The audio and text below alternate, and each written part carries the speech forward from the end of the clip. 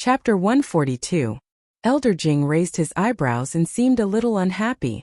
Fatso tempted Elder Jing. Once this matter is successful, it will be a great merit. Great merit. Elder Jing's eyes lit up. He jumped down from the window and landed in front of Fatso, asking, "How do you want this elder to cooperate with you?" Fatso said, "Zhang Haoyan has a special hobby.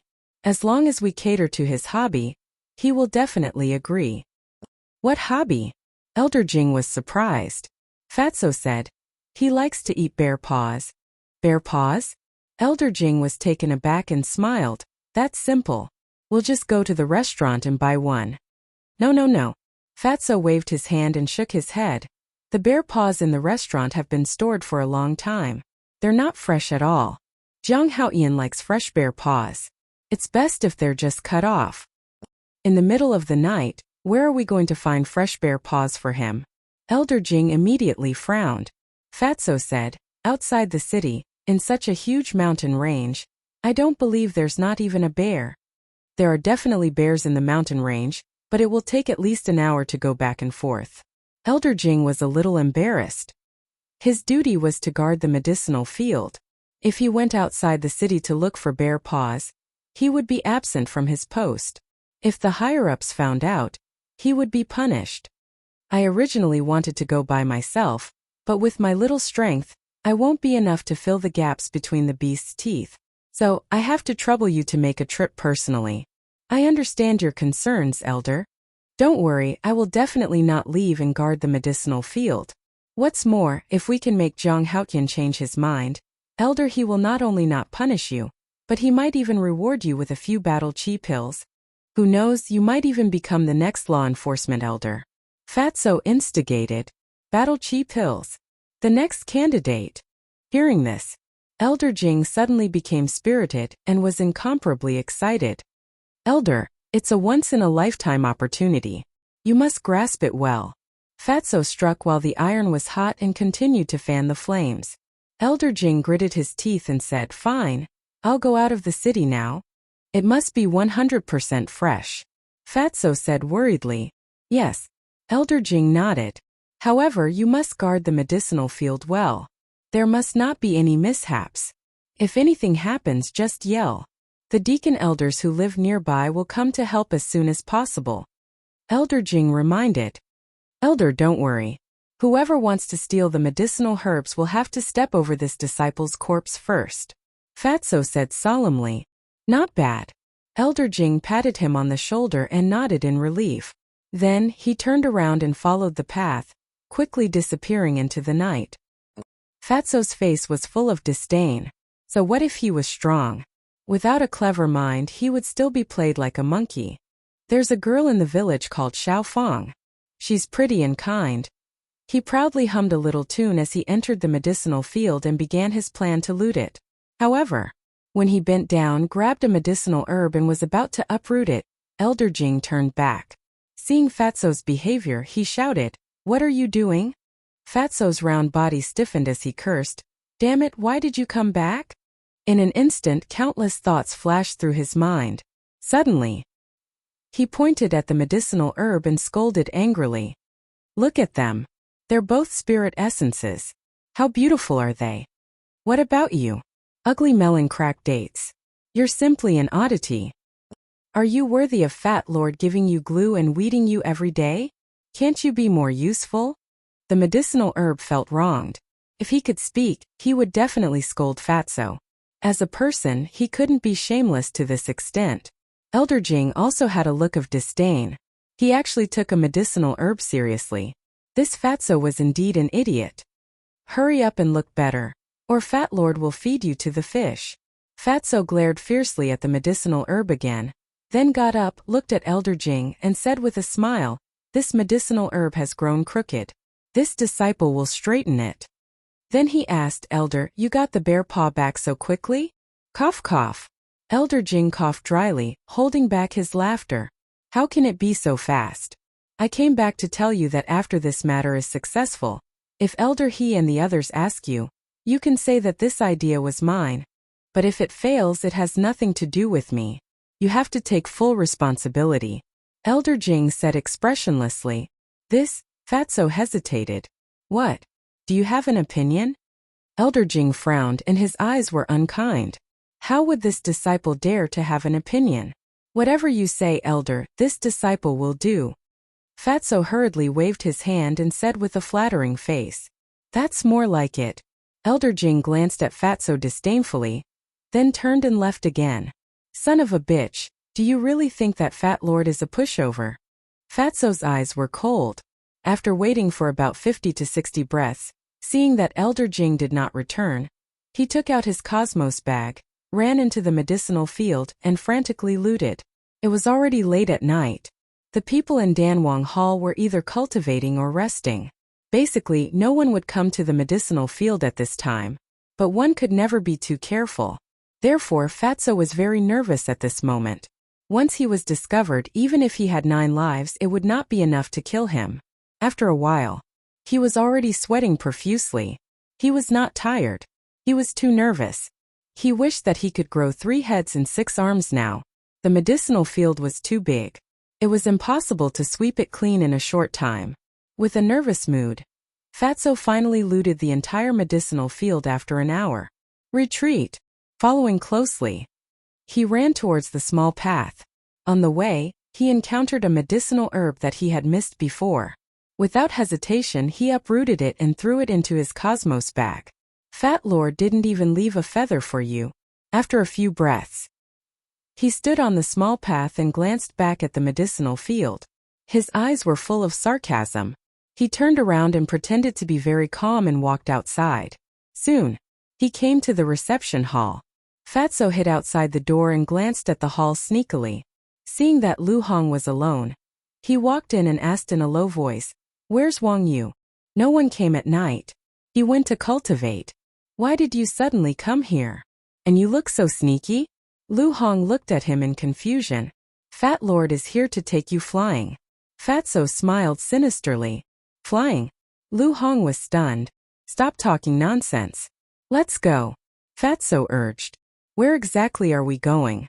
Lu Hong furrowed her brows. It must be something good. Don't ask. You'll know when you meet up with Jiang Haotian. Fatso said.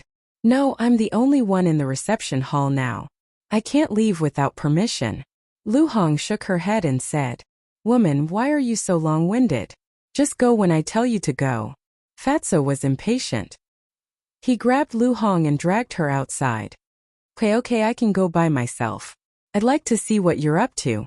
Lu Hong struggled to break free, rolled her eyes at Fatso, and ran out of the hall with Fatso. They entered a street and ran forward. However, she had no idea that she had been dragged onto the pirate ship by Fatso and could never get down. The Danwang Hall was in the South City District.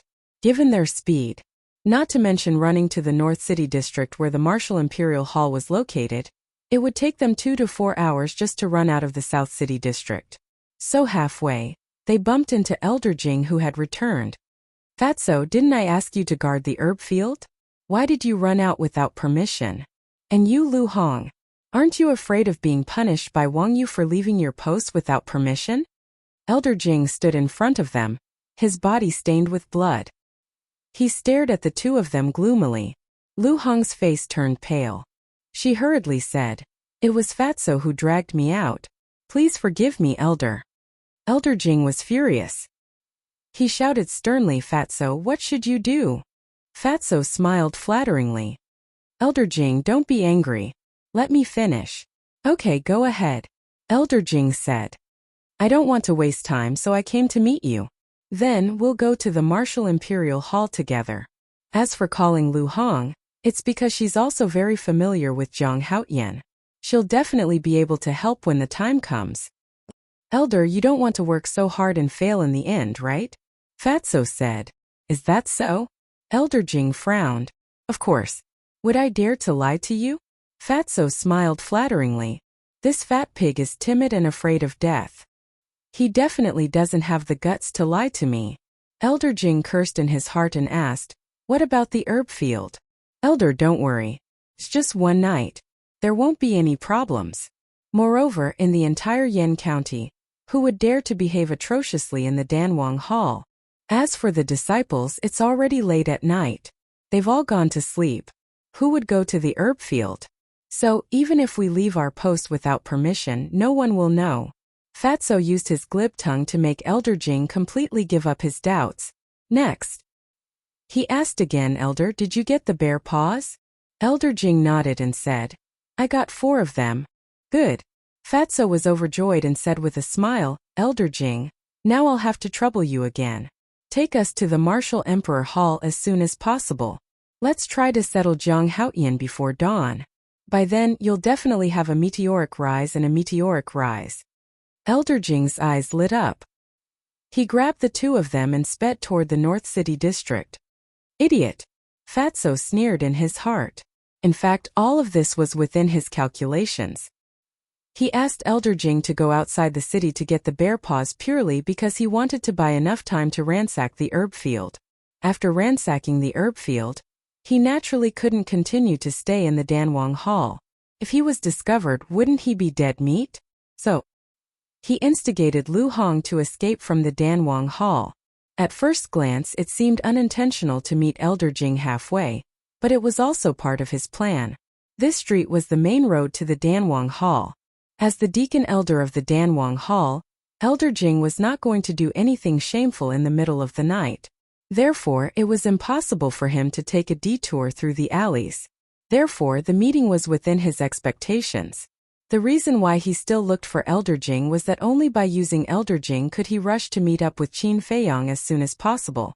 Moreover, if they met halfway, Elder Jing would not know that he had already ransacked the herb field. Instead, he would happily send him to the Martial Emperor Hall. This was his carefully planned plan to ransack the herb field and escape from the Danwang Hall. It could be said that it was watertight. Of course, the premise of all of this was ambition and desire. Chapter 143. Half an hour later, Elder Jing brought Fatso and Lu Hong to the Martial Imperial Hall.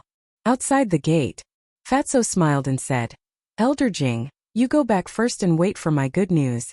Elder Jing's expression froze and he frowned. Aren't we going to find Jiang Haotian together? Elder, I also want to take you with me. But you also know that Jiang Haotian hates the people of the Danwang Hall. Look at that senior brother Shui Yang. Isn't he very miserable because of him? He went everywhere to borrow gold coins and now owes a lot of debt. So if you go with him, I'm afraid this matter will most likely fail. Elder Jing was hesitant. Elder, don't worry. I will definitely not steal your credit. Besides, haven't you always been worried about the herb field? Hurry up and go back to take a look. Fatso reassured him. Elder Jing thought for a moment and nodded. All right then. Remember to inform me as soon as you succeed. Of course. Fatso patted his chest and said. Elder Jing didn't say anything else. After giving the 4 bear paws to Fatso, he left with peace of mind. Looking at the back view that quickly disappeared into the distance, Fatso's face bloomed with joy. When this Elder Jing went back and took a look, he would definitely be dumbfounded. Damn Fatso, what the hell are you doing? Seeing the smile on Fatso's face, Lu Hong had an uneasy premonition in her heart.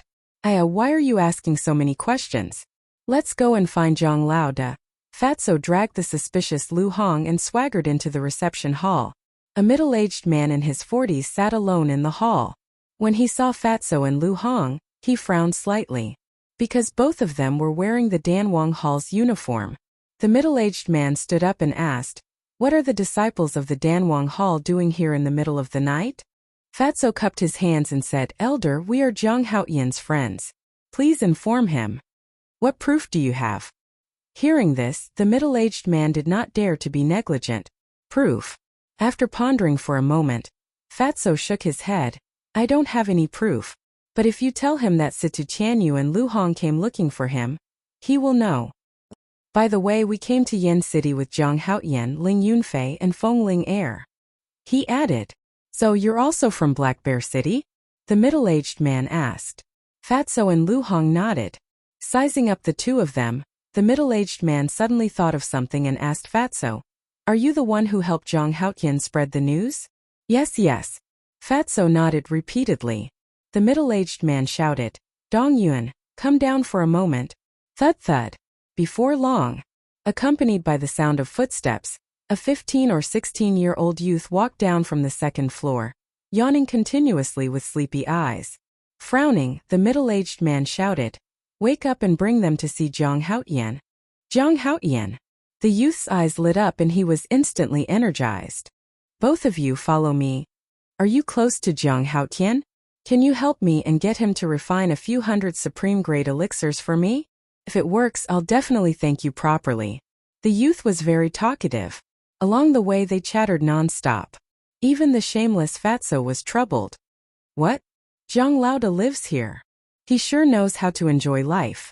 The moment they arrived at Calm Heart Lake, Fatso felt uneasy. Swish! Shizheng was cultivating on the balcony. When he heard the commotion, he opened his eyes immediately and a cold glint shot out. The youth hurriedly said, "Elder Shi, they are Zhang Haotian's friends. I specially brought them here." Shizheng got up and jumped down, crossing the bridge. "Greetings, Elder Shi." Fatso and Dong Yun hurriedly bowed. Shizheng asked, "Why are you looking for Zhang Haotian?" Fatso said, "We can't stay in the Danwang Hall anymore, so we're here to seek refuge with Zhang Laoda." Seek refuge? Lu Hong was stunned, and the uneasiness in her heart grew stronger. Shizheng looked at the two of them and waved to the youth. "You can leave." "Yes." The youth bowed and looked at the pavilion unwillingly, then turned and left quickly. He really wanted to see Qin Feiyang. However, to him this seemed to be an extravagant hope. "Follow me," Shizheng said faintly. He led the two of them to the door of the first pavilion. He knocked on the door and shouted, "Zhang Haotian, your friends are here for you." After a while, the door opened and Qin Feiyang walked out. He had been refining pills all day, so even his body had a medicinal fragrance. When he saw Fatso and Dong Yun, he couldn't help but be stunned. Fatso laughed and said, "Zhang Laoda, you didn't expect Fat Lord to come to you." "I really didn't expect it." Qin Feiyang was quite puzzled. Why did Fatso and Lu Hong come to him? He turned to look at Shizheng and said with a smile, "Elder, they are indeed my friends." "All right, you guys talk."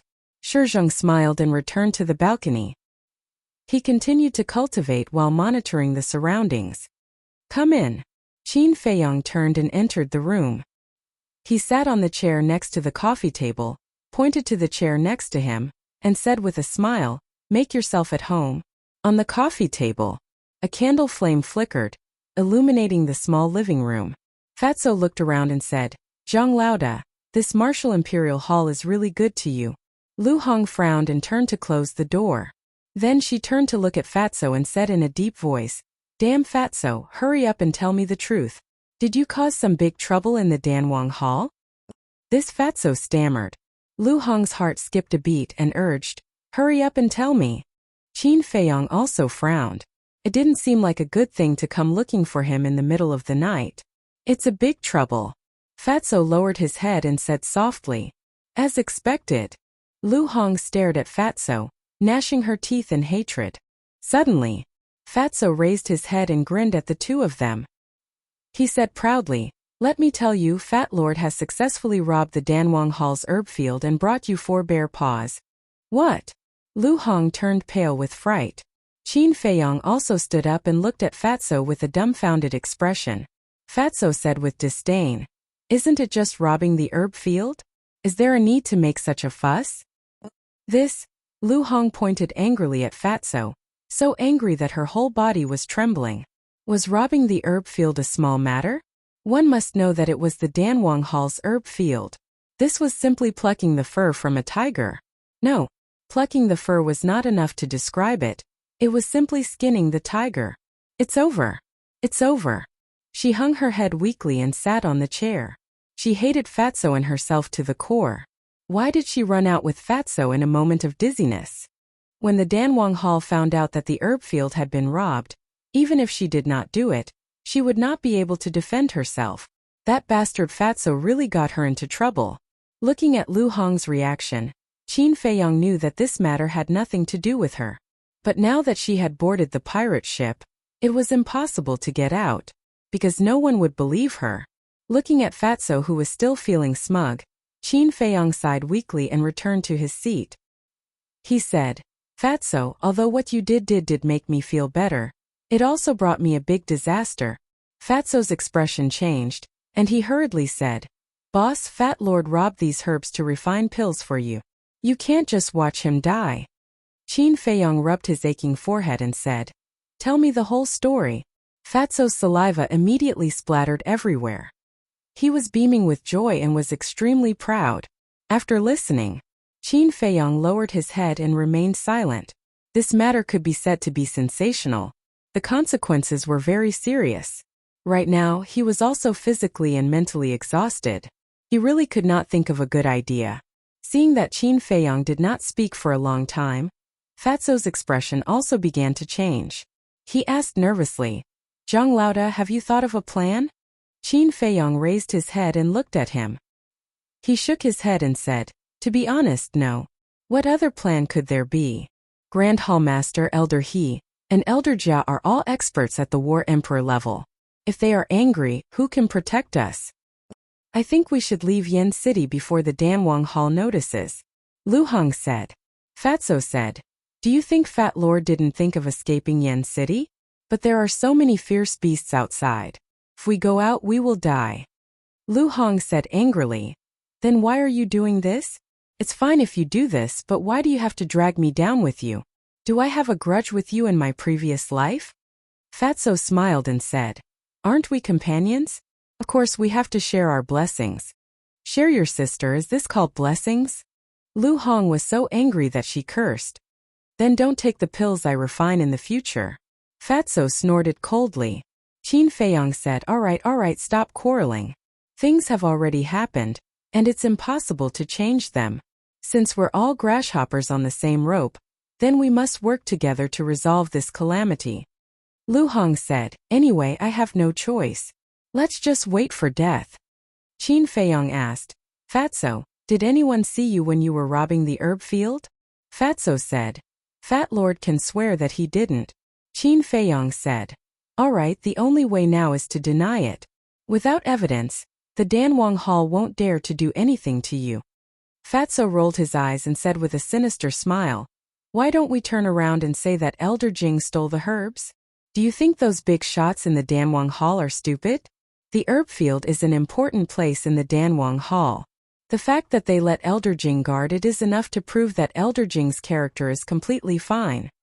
If you do this, it's tantamount to giving away 300 taels of silver. Qin Feiyong rolled his eyes at him. This method was definitely not going to work. Boss, your brain is amazing. Fatso gave him a thumbs up and flattered. You even successfully robbed the Danwang Hall's herb field. Who dares to compare with your brain? Give me the herbs. If they are found on you and you are found, we will all be finished together. Qin Feiyong said. Fatso took out a Qiankuan bag and looked at Qin Feiyong warily. Boss, you can't take it all for yourself. If he wanted to take it all for himself, he would have killed you already. Lu Hong rolled her eyes. He couldn't even think of this. She really didn't know how he robbed the herb field. Fatso smiled embarrassedly and threw the Qiankuan bag to Qin Feiyong. Qin Feiyong directly put it into the castle. This thing was now equivalent to a hot potato. If he kept it on him, it would only bring disaster. Chapter 144. Although the situation was very serious, it was undeniable that it was very satisfying. Qin Feiyong let out a long breath, got up and said with a smile, Let's go and roast the bear paws. Fatso and Lu Shang were shocked. How could he still be in the mood to roast bear paws? Qin Feiyong said with a faint smile, Didn't you come to persuade me to go back to the Danwang Hall? You have to at least put on an act. Fatso understood and laughed slyly. Lu Hong let out a long sigh of helplessness. Subsequently, the three of them walked out of the attic, found an empty place by the lake, found some dry wood, set up a fire, and leisurely roasted the bear paws. At the same time, Elder Jing, who was rushing back to the Danwang Hall, was full of joy. Although Zhang Haotian hasn't agreed to go back to the Danwang Hall, that damn fat pig has vowed that there won't be a problem. At that time I'll take all the credit. That damn fat pig is timid and won't dare to compete with me. At that time the next elder of law enforcement might really be me. He was immersed in joy as he sped along, unable to extricate himself. However, when he returned to the Danwang Hall and came to the herb field, he was dumbfounded. At this moment, it was as if a basin of bone-chilling ice water was poured over his head. The joy in his heart was instantly extinguished. Panic, fear, anger, all kinds of negative emotions erupted like a volcano, unstoppable. Who did it? He clenched his fists, his whole body and mind trembling. His face was twisted and ferocious, and his eyes were extremely sinister. Who did it? Come out! All of a sudden, he raised his head and roared. The anger that filled him finally exploded. His robes fluttered, his black hair danced, and the veins on his forehead bulged. He was like a mad beast, emitting a monstrous murderous aura. What's going on? Old Jing, what are you shouting about? Several deacon elders nearby rushed over upon hearing the news. How could this be? Where are the herbs? When they saw the empty herb field, their faces suddenly changed. They hurriedly ran into the herb field, but they couldn't find a single herb. It's all gone. This is the Danwang Hall, countless years of painstaking effort. Where did it all go? Old Jing, what is going on? Tell us quickly. The deacon elders surrounded Elder Jing and looked at him anxiously. I don't know. Elder Jing said through gritted teeth. Aren't you guarding the herb field? How can you not know? Did you leave your post without permission? They deacon elders. Elder angry. The elder raised an eyebrow. One of the deacon elders suddenly spoke. Something's not right. Even if old Jing left his post, no one would dare to infiltrate our Pill Emperor Hall to rob our medicinal gardens. Bang! Hearing this, Elder Jing felt as if he had been struck by a bolt from the blue. His whole body exuded a murderous aura. It must be them. They tricked me out of the city and took the opportunity to rob the herb field. Not only did I not notice, but I even happily sent them to the Martial Imperial Hall. How could I be so stupid? I'm a few decades old, but I was fooled by two little bastards. The more Elder Jing thought about it, the angrier he got. In the end, he was so angry that he spat out a mouthful of blood. Old Jing, what happened to you? Are you okay? A few deacon elders immediately surrounded him and supported him, their faces filled with worry. Little bastards, I won't let you go. I'll tear you into pieces, crush your bones and scatter your ashes. Elder Jing seemed to have gone mad. His battle chi surged out and shook off the deacon elders. Carrying a terrifying, ferocious aura, he dashed outside. Whoosh! At this moment, a white and a black figure appeared out of nowhere like a meteor. It was Elder He and Jia He. They stood in the void and scanned the herb field below. Their dark eyes flickered with a shocking cold light. Greetings to the two elders. The deacon elders knelt on one knee and bowed respectfully. Why is it like this? Jia He asked. His gaze was as cold as ice. The few of them couldn't help but feel cold all over. One of the deacon elders hurriedly said, Elder, it was like this when we came. We don't know what's going on. Jia He raised his head and looked at Elder Jing. His old eyes flashed and he turned into a stream of light. He quickly chased after Elder Jing and stood in front of him. As soon as he saw Jia He, an insoluble fear emerged in Elder Jing's heart. Plop! He hurriedly knelt on the ground and begged, I was bewitched by a villain. Please spare my life, Elder Jia. Who did it? Elder He flew over with a dark expression and asked. Elder Jing said, it's that damned fat pig and a female disciple, Lu Hong. Fat pig? Elder He frowned and asked doubtfully, are you talking about Situ Qianyu? That's right, it's him. Elder Jing nodded. Impossible, he doesn't have the guts. Jia He shouted resolutely. He had met Fatso a few times and the impression he gave was that he was weak and timid like a mouse. He definitely wouldn't dare to do such a thing. No. Elder He waved his hand and said in a deep voice, it's very possible. Jia He looked at him with a frown. Elder He said, don't underestimate Fatso just because he's timid. In fact, he's very smart. Otherwise, I wouldn't have taken special care of him and let him manage the herb field. Jia He said angrily, in that case, it's all your fault. Elder He frowned and said, I think he's smart. What's wrong with taking care of him? Forget it, I won't argue with you. Elder He was a little annoyed. He lowered his head and looked at Elder Jing, asking, "Where are Fatso and Lu Hong now?" "Martial Imperial Hall." Elder Jing said. "Why are they in the Martial Imperial Hall?" Jia He was furious. If they were in the Danwang Hall or somewhere else, he could just send someone to capture them. But if they were in the Martial Imperial Hall, it would be very troublesome. Elder Jing wanted to say something but hesitated. He was angry and nervous. He didn't dare to tell the truth. Elder He asked, "Could it be that they had already ransacked the herb field a long time ago? Where were you at that time? Tell me." Jia He's patience was worn out. He took a step forward, and the terrifying might of the War Emperor pounced towards Elder Jing with an earth-shattering force. "I was the one who sent them to the Martial Imperial Hall." Elder Jing's face turned pale, and he hurriedly told them everything honestly. After listening, Elder He and Jia He were so angry that they went crazy. The other deacon elders also looked at Elder Jing with disdain.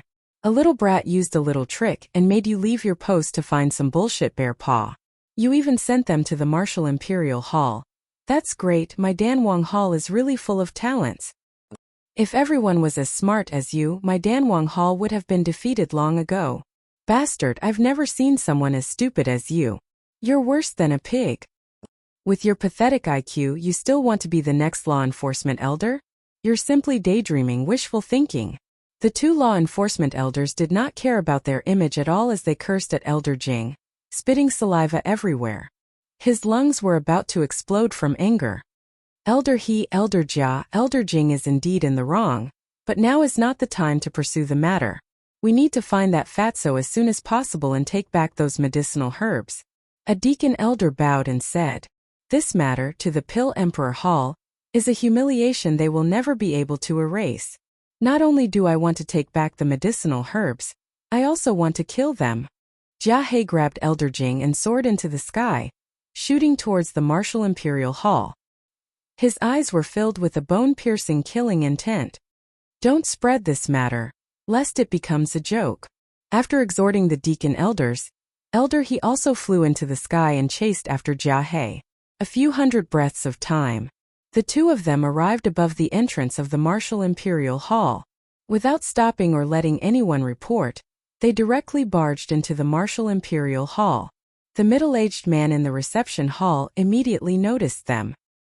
He hurriedly ran out of the hall and landed on the roof with a few leaps. When he saw Elder He, Elder Jia, and Elder Jia, his expression changed drastically and he bellowed, "Elder He, Elder Jia, flying is prohibited in the Martial King Hall. You are openly provoking my Martial King Hall, get down here." However, Elder He and Jia He turned a deaf ear. Whoosh! At this moment, two dazzling figures rushed out from somewhere in the Martial Imperial Hall, and blocked in front of Elder He and the other two. It was Elder Wan and the beautiful woman. Their expressions were extremely unsightly. Elder He and the other two also stopped in the air. They looked at each other and a cold light shot out from their eyes. Elder Wan shouted, "What is the meaning of this? Are you declaring war on the Martial Imperial Hall?" "We wouldn't dare." Jia He sneered and said, "I should be the one asking you what is the meaning of this. What are you talking about? Tell me clearly." The beautiful woman took a step forward. Her seemingly frail body emitted a shocking aura that shook the void. "Still playing dumb?" Elder He sneered and said, "Are Situ Chanyu and Lu Hong in the Martial Imperial Hall right now?" Elder Wan and the other two frowned and were puzzled. The middle-aged man rushed over and raised his head to look at the two. He said loudly, "Elder Wan, Elder Ji, Situ Chanyu and Lu Hong came to find Zhang Haotian not long ago. They should be with him now." Wow, so all of this was planned by that little bastard Zhang Haotian behind the scenes. Jia He was furious. He stared at the beautiful woman and the other two and shouted, "If you don't hand over Zhang Haotian and the other two, I will raise the Martial Imperial Hall to the ground. I will kill you first." The beautiful woman was emitting a cold aura. She pointed her slender hand in the air and battle chi gushed out from her fingertip. It turned into a raging wave that drowned the void and surged toward Elder He and the other two. It was shocking in all directions. Elder He hurriedly stepped in front of Jia He and waved his old hand. A wave of battle chi surged out. Boom! The two forces collided and exploded with a loud bang that shook the heavens and the earth. It seems like the Danwang Hall is planning to ride on the Martial Imperial Hall's head. Chapter 145.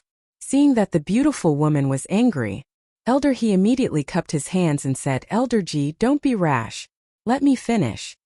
You've already threatened to raise my Martial Imperial Hall to the ground. What else is there to say? Come, old dog Jia. Let me see how capable you are to dare to be so rampant in my Martial Imperial Hall." The beautiful woman was truly angry. At the same time, Elder Wan took a step forward and landed beside the beautiful woman.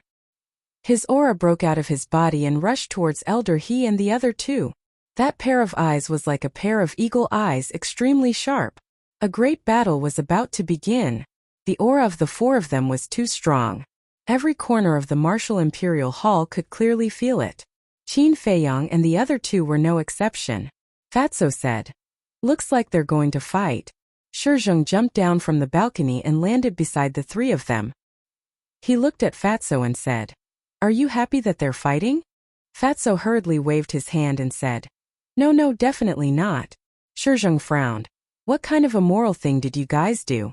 You actually made the Danwang Hall so angry?" "We didn't do anything. I was just wondering about it." Fatso pretended to be innocent. Boom! Suddenly, two earth-shaking explosions rang out.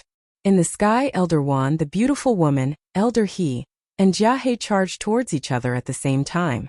A shocking battle quickly appeared in front of everyone's eyes. As for Elder Jing, it was still Jia He who carried him. Because of this, Jia He had suffered a great loss at the hands of the beautiful woman from the beginning. "Zhang Haoyan, what should we do?" Lu Hong's heart was burning with anxiety. She never thought that this matter would trigger a war emperor's battle. Qin Feiyang looked at the four of them in silence. No one knew what he was thinking. Elder He was also getting more and more anxious. If this continued, someone would definitely die. Why was this Jia He so impatient? Last time he wanted Zhang Haoyan to hand over the Nether Devil Flame. Now it was the same. If he hadn't said that he was going to raise the Martial Imperial Hall to the ground, wouldn't these things not have happened? Boom! His palm collided with Elder Wan's, and both of them retreated 30 feet. Elder Wan sneered, "Not bad. After all these years, your strength has improved quite a bit." Elder He let out a sigh and said, "Old Wan, we're not here to target the Martial Emperor Hall. Cut the crap." Elder Wan snorted coldly as he stepped forward and threw a punch at Elder He's face. "Old man Wan, can you let me finish?" Elder He felt helpless and angry. But Elder Wan didn't listen at all. The two of them clashed again. Their battle chi was like a rainbow, illuminating this world. "Elder Wan, Elder Ji, please stop what you're doing." At this moment, Qin Feiyang's voice echoed in the sky. This matter could not be blown out of proportion, because the bigger it was, the more disadvantageous it would be for him, Fatso, and Lu Hong. The reason was the Martial Imperial Hall.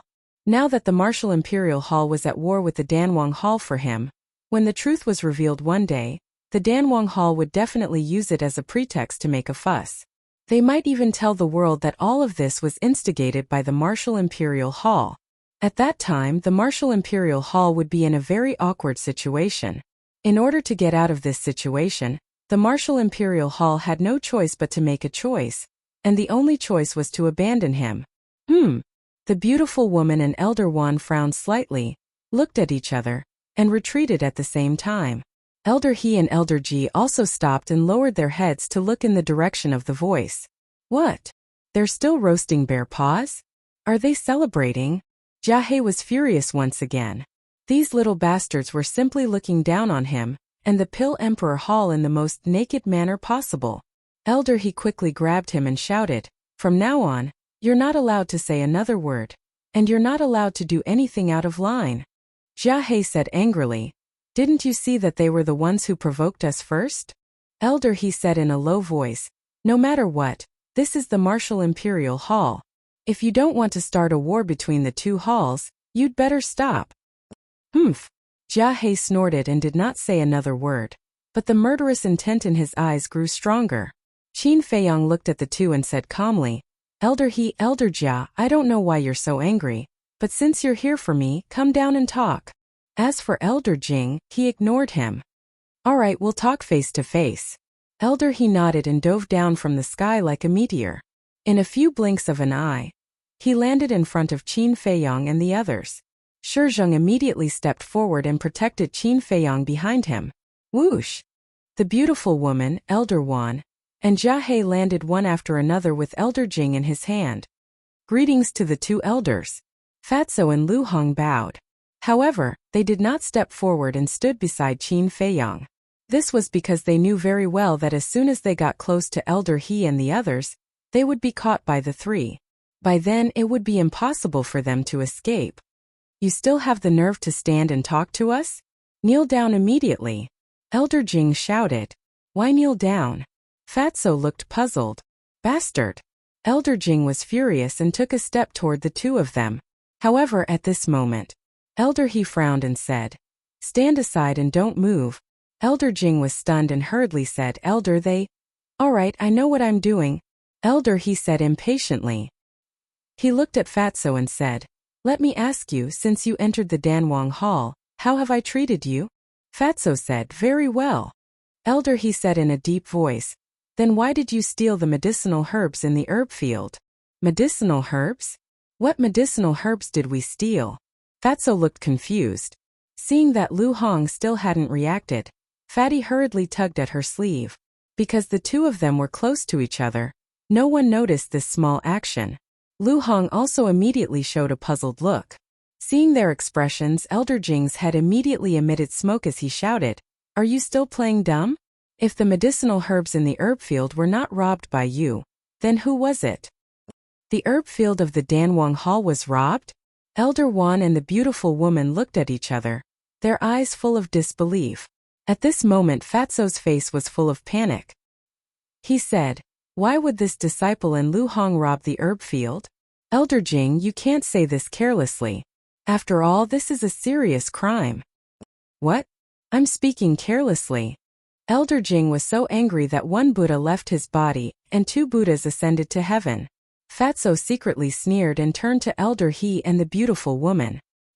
He said respectfully, Elders, this disciple and Lu Hong came to the Martial Imperial Hall to persuade Zhang Haotian to return to the Danwang Hall. Lu Hong nodded and said, This point Elder Jing can testify, because he personally sent us here. But what medicinal herbs are gone, this disciple really doesn't know. I asked the two elders to investigate clearly. Elder He did not say a word. He stared at Fatso and the beautiful woman as if he wanted to see through them. The evidence is conclusive and you still dare to quibble. Speak, did you give the medicinal herbs to Zhang Haotian? However, Elder Jing could not bear it anymore. If they were not in the Martial Imperial Hall, if Elder Wan and the beautiful woman were not present, he would have killed them directly. What do you mean? Qin Feiyong raised his eyebrows and said indifferently, Elder Jing of the Danwang Hall, right? Although you're stronger than me, it doesn't mean that you can slander others. You're saying that I'm slandering others? Elder Jing was so angry that he laughed. His eyes suddenly became incomparably sharp like a blade. He shouted, I think you're a nest of snakes and rats. You're all ungrateful animals. Don't make it sound so dignified. The Pill Hall's Luo Xiong and the others have helped me. This is the truth. However, your Danwang Hall is simply a joke. Don't embarrass yourself here. Qin Feiyong did not hide his ridicule and said, I'm too lazy to talk nonsense with you. Since you said that the evidence is conclusive, then take it out for everyone to see. Elder Jing wanted to say something, but he did not know what to say. What? You can't take it out? Qin Feiyong slightly raised the corner of his mouth and asked, Fatso, who's the important person guarding the herb field? Fatso said, It's Elder Jing. Qin Feiyong laughed and said, Elder Jing, you neglected your duty and lost the herbs. You should bravely take responsibility. Don't be like an incompetent trash who only knows how to shirk responsibility. Little bastard, I'm going to kill you. Elder Jing was mad. He completely lost his mind and pounced towards Qin Feiyong. Get lost. The beautiful woman coldly shouted and kicked Elder Jing away. With a thud, he fell into the lake behind and became a duck in the water. Jia He clenched his fists making cracking sounds. The beautiful woman smiled disdainfully and said, "If you don't take care of that dog, don't blame me for being impolite." Elder Jing swam ashore in a sorry state and ran behind Jia He. He stared at Qin Feiyang. If looks could kill, he did not know how many times he would have died. This time, Elder He, who had been looking at Fatso and didn't speak for a long time, finally opened his golden mouth. "Since it's not you who did it, why are you so panicked?" "Of course I'm panicked. That's a herb field. Such a big matter. Anyone would be flustered if they were wrongly accused." Fatso's face was full of grievance. What he said was reasonable and did not give anyone a chance to refute. "Elder," he said, "then give me your Qingkuan bag." Fatso said with a bitter face, "Elder, this disciple really didn't steal the herbs. Why don't you believe me? This disciple suspects that it might have been stolen by Shui Yang." "Nonsense." Elder Jing coldly snorted. Fatso said, "Elder Jing, this disciple is not talking nonsense. Shui Yang has been borrowing money everywhere these days, but who would be willing to lend him such a large sum of 2 million? So he is very likely." He was prepared to make up a bunch of nonsense to disturb Elder He's judgment. However, Elder He did not believe him at all. Before he finished, his old face sank and shouted, "Didn't you hear? Do you need me to say it again?" "Okay, I'll give it to you." Fatso took out his Qingkuan bag and threw it over. Lu Hong also threw her Qingkuan bag over. Elder He looked carefully and could not help but frown. Just now when he saw Fatso talking nonsense he thought that Fatso was guilty. But now that he checked there was no large amount of herbs in their Qingkuan bags. Chapter 146. You want to check my Qingkuan bag? It's not that easy. How about this? If there is, I'll let you do whatever you want. But if there isn't, I don't need you to apologize to me. Just give me 10 portions of herbs for the red glaze elixir. Qin Feiyang said calmly. But it seemed that his words were blunt and empty. Elder Wan and the others' faces twitched. This little bastard really knew how to take advantage of the situation. Elder He's eyes darkened slightly. He scrutinized Qin Feiyang for a moment and found that Qin Feiyang seemed to be a little guilty. He immediately judged that this boy must be pretending to be calm. He sneered and said, "Today I'm going to check your Qingkuan bag. If there really isn't anything, I'll send someone to give you 10 portions of herbs for the red glaze elixir." "Are you sure?" Qin Feiyang frowned. His guilty conscience was more obvious, and he was even a little flustered. "I'm sure." Elder He enunciated each word clearly and firmly. Qin Feiyang looked at Elder Wan and Elder Wan. He cupped his hands and said, "Seniors, I hope you can be my witness." "Gladly." Elder Wan nodded. In fact, they also wanted to know if this little bastard was the one who planned to rob the Danwang Hall's herb fields. Qin Feiyang smiled. Without hesitation, he took out Chong Shui from his Qingkuan bag and threw it to Elder He. Elder He caught the Qingkuan bag and checked it briefly. He took out a piece of paper and frowned. "Who gave you the recipe for the red glaze elixir?" Qin Feiyang said calmly, "I refuse to answer questions that have nothing to do with herbs." Elder He's eyes flashed coldly as he continued to check. Not long after, he then took out another Cosmos sack from his Cosmos sack. This Qingkuan bag was given to Qin Feiyang by Lin Han. Elder He said in a low voice, "There are at least 4 to 5 million gold coins in there. You're just a martial master. How could you have so much wealth?" Elder Jing said, "Is there even a need to say it? He must have stolen our medicinal herbs and sold them off." Shizheng sneered, "What a bunch of nonsense. These gold coins were given to Zhang Haotian by Lin Han. I was there at the time and saw it with my own eyes." Lin Han actually gave him so many gold coins? Elder Wan and the beautiful woman looked at each other in disbelief. Alas! Fatso and Lu Hong have only been in the Martial Imperial Palace for about an hour. Even if we stole the medicinal herbs, we wouldn't be able to sell them in such a short time. You can't even figure this out? I'm really worried about your IQ. Qin Feiyang sighed deeply and looked at Elder He and Elder He with disdain. Elder He said, "Don't be arrogant too early." Very soon, he also found many medicinal herbs in the Qingkuan bag. He sneered and said, "There are at least several 100,000 medicinal herbs in here. How do you explain that?" Actually, A portion of these medicinal herbs were obtained by Qin Feiyang when he looted the Black Bear City's city lord's mansion's treasury. The other portion was the 10,000 healing pills and 10,000 bone replenishing pills that he had bought from the treasure pavilion in the afternoon.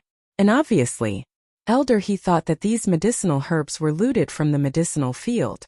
Jia He and Elder Jing could not help but sneer, thinking that they had found something to use against him. However, Qin Feiyang was not nervous at all. He waved his hand and said, "Come, come, bring out all those medicinal herbs. Let's see what other tricks you can play." Elder He sneered, took a few steps back, and poured out a large pile of medicinal herbs. They were piled up together like a small mountain, glowing with colorful light and emitting a fragrance. Qin Feiyang walked forward, grabbed a stalk of medicinal herb and said indifferently, "All of you, open your eyes wide and look carefully at the soil of their roots. Does it look like it was just picked from the medicinal field?" His words woke the dreamer up. Elder He immediately realized that he had made the lowest level of mistake. Medicinal herbs absorb the essence of heaven and earth to grow. Whether it was cultivated in the soil or stored in the Qianquan bag, it basically would not wither or rot. In other words, this pile of medicinal herbs looked no different from when they were just pulled out from the medicinal field. But there was one place that could easily be judged when they were pulled out. That was the soil on the roots. The soil of medicinal herbs that had just been pulled out of the soil must be fresh. But the soil on the roots of this pile of medicinal herbs was almost completely fallen off, without the slightest bit of moisture. It was enough to see that these medicinal herbs had been pulled out of the soil for a long time. And the medicinal field of the Danwang Hall was only looted more than 2 hours ago. Obviously, these were not medicinal herbs from the medicinal field. Moreover, the soil could not have been dried by the alchemy fire, because medicinal herbs would wither once they encountered the alchemy fire. At this moment, the faces of Elder He and the other two were extremely ugly. This was basic knowledge.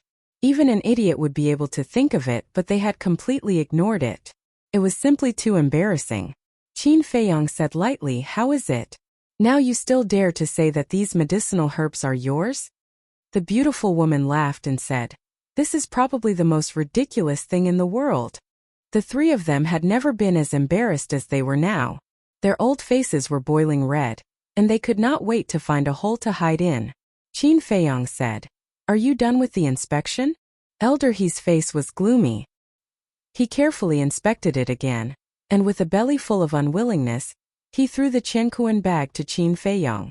After Qin Feiyang took away all the medicinal herbs, he asked with a smile, "Excuse me, do you still want to search me?"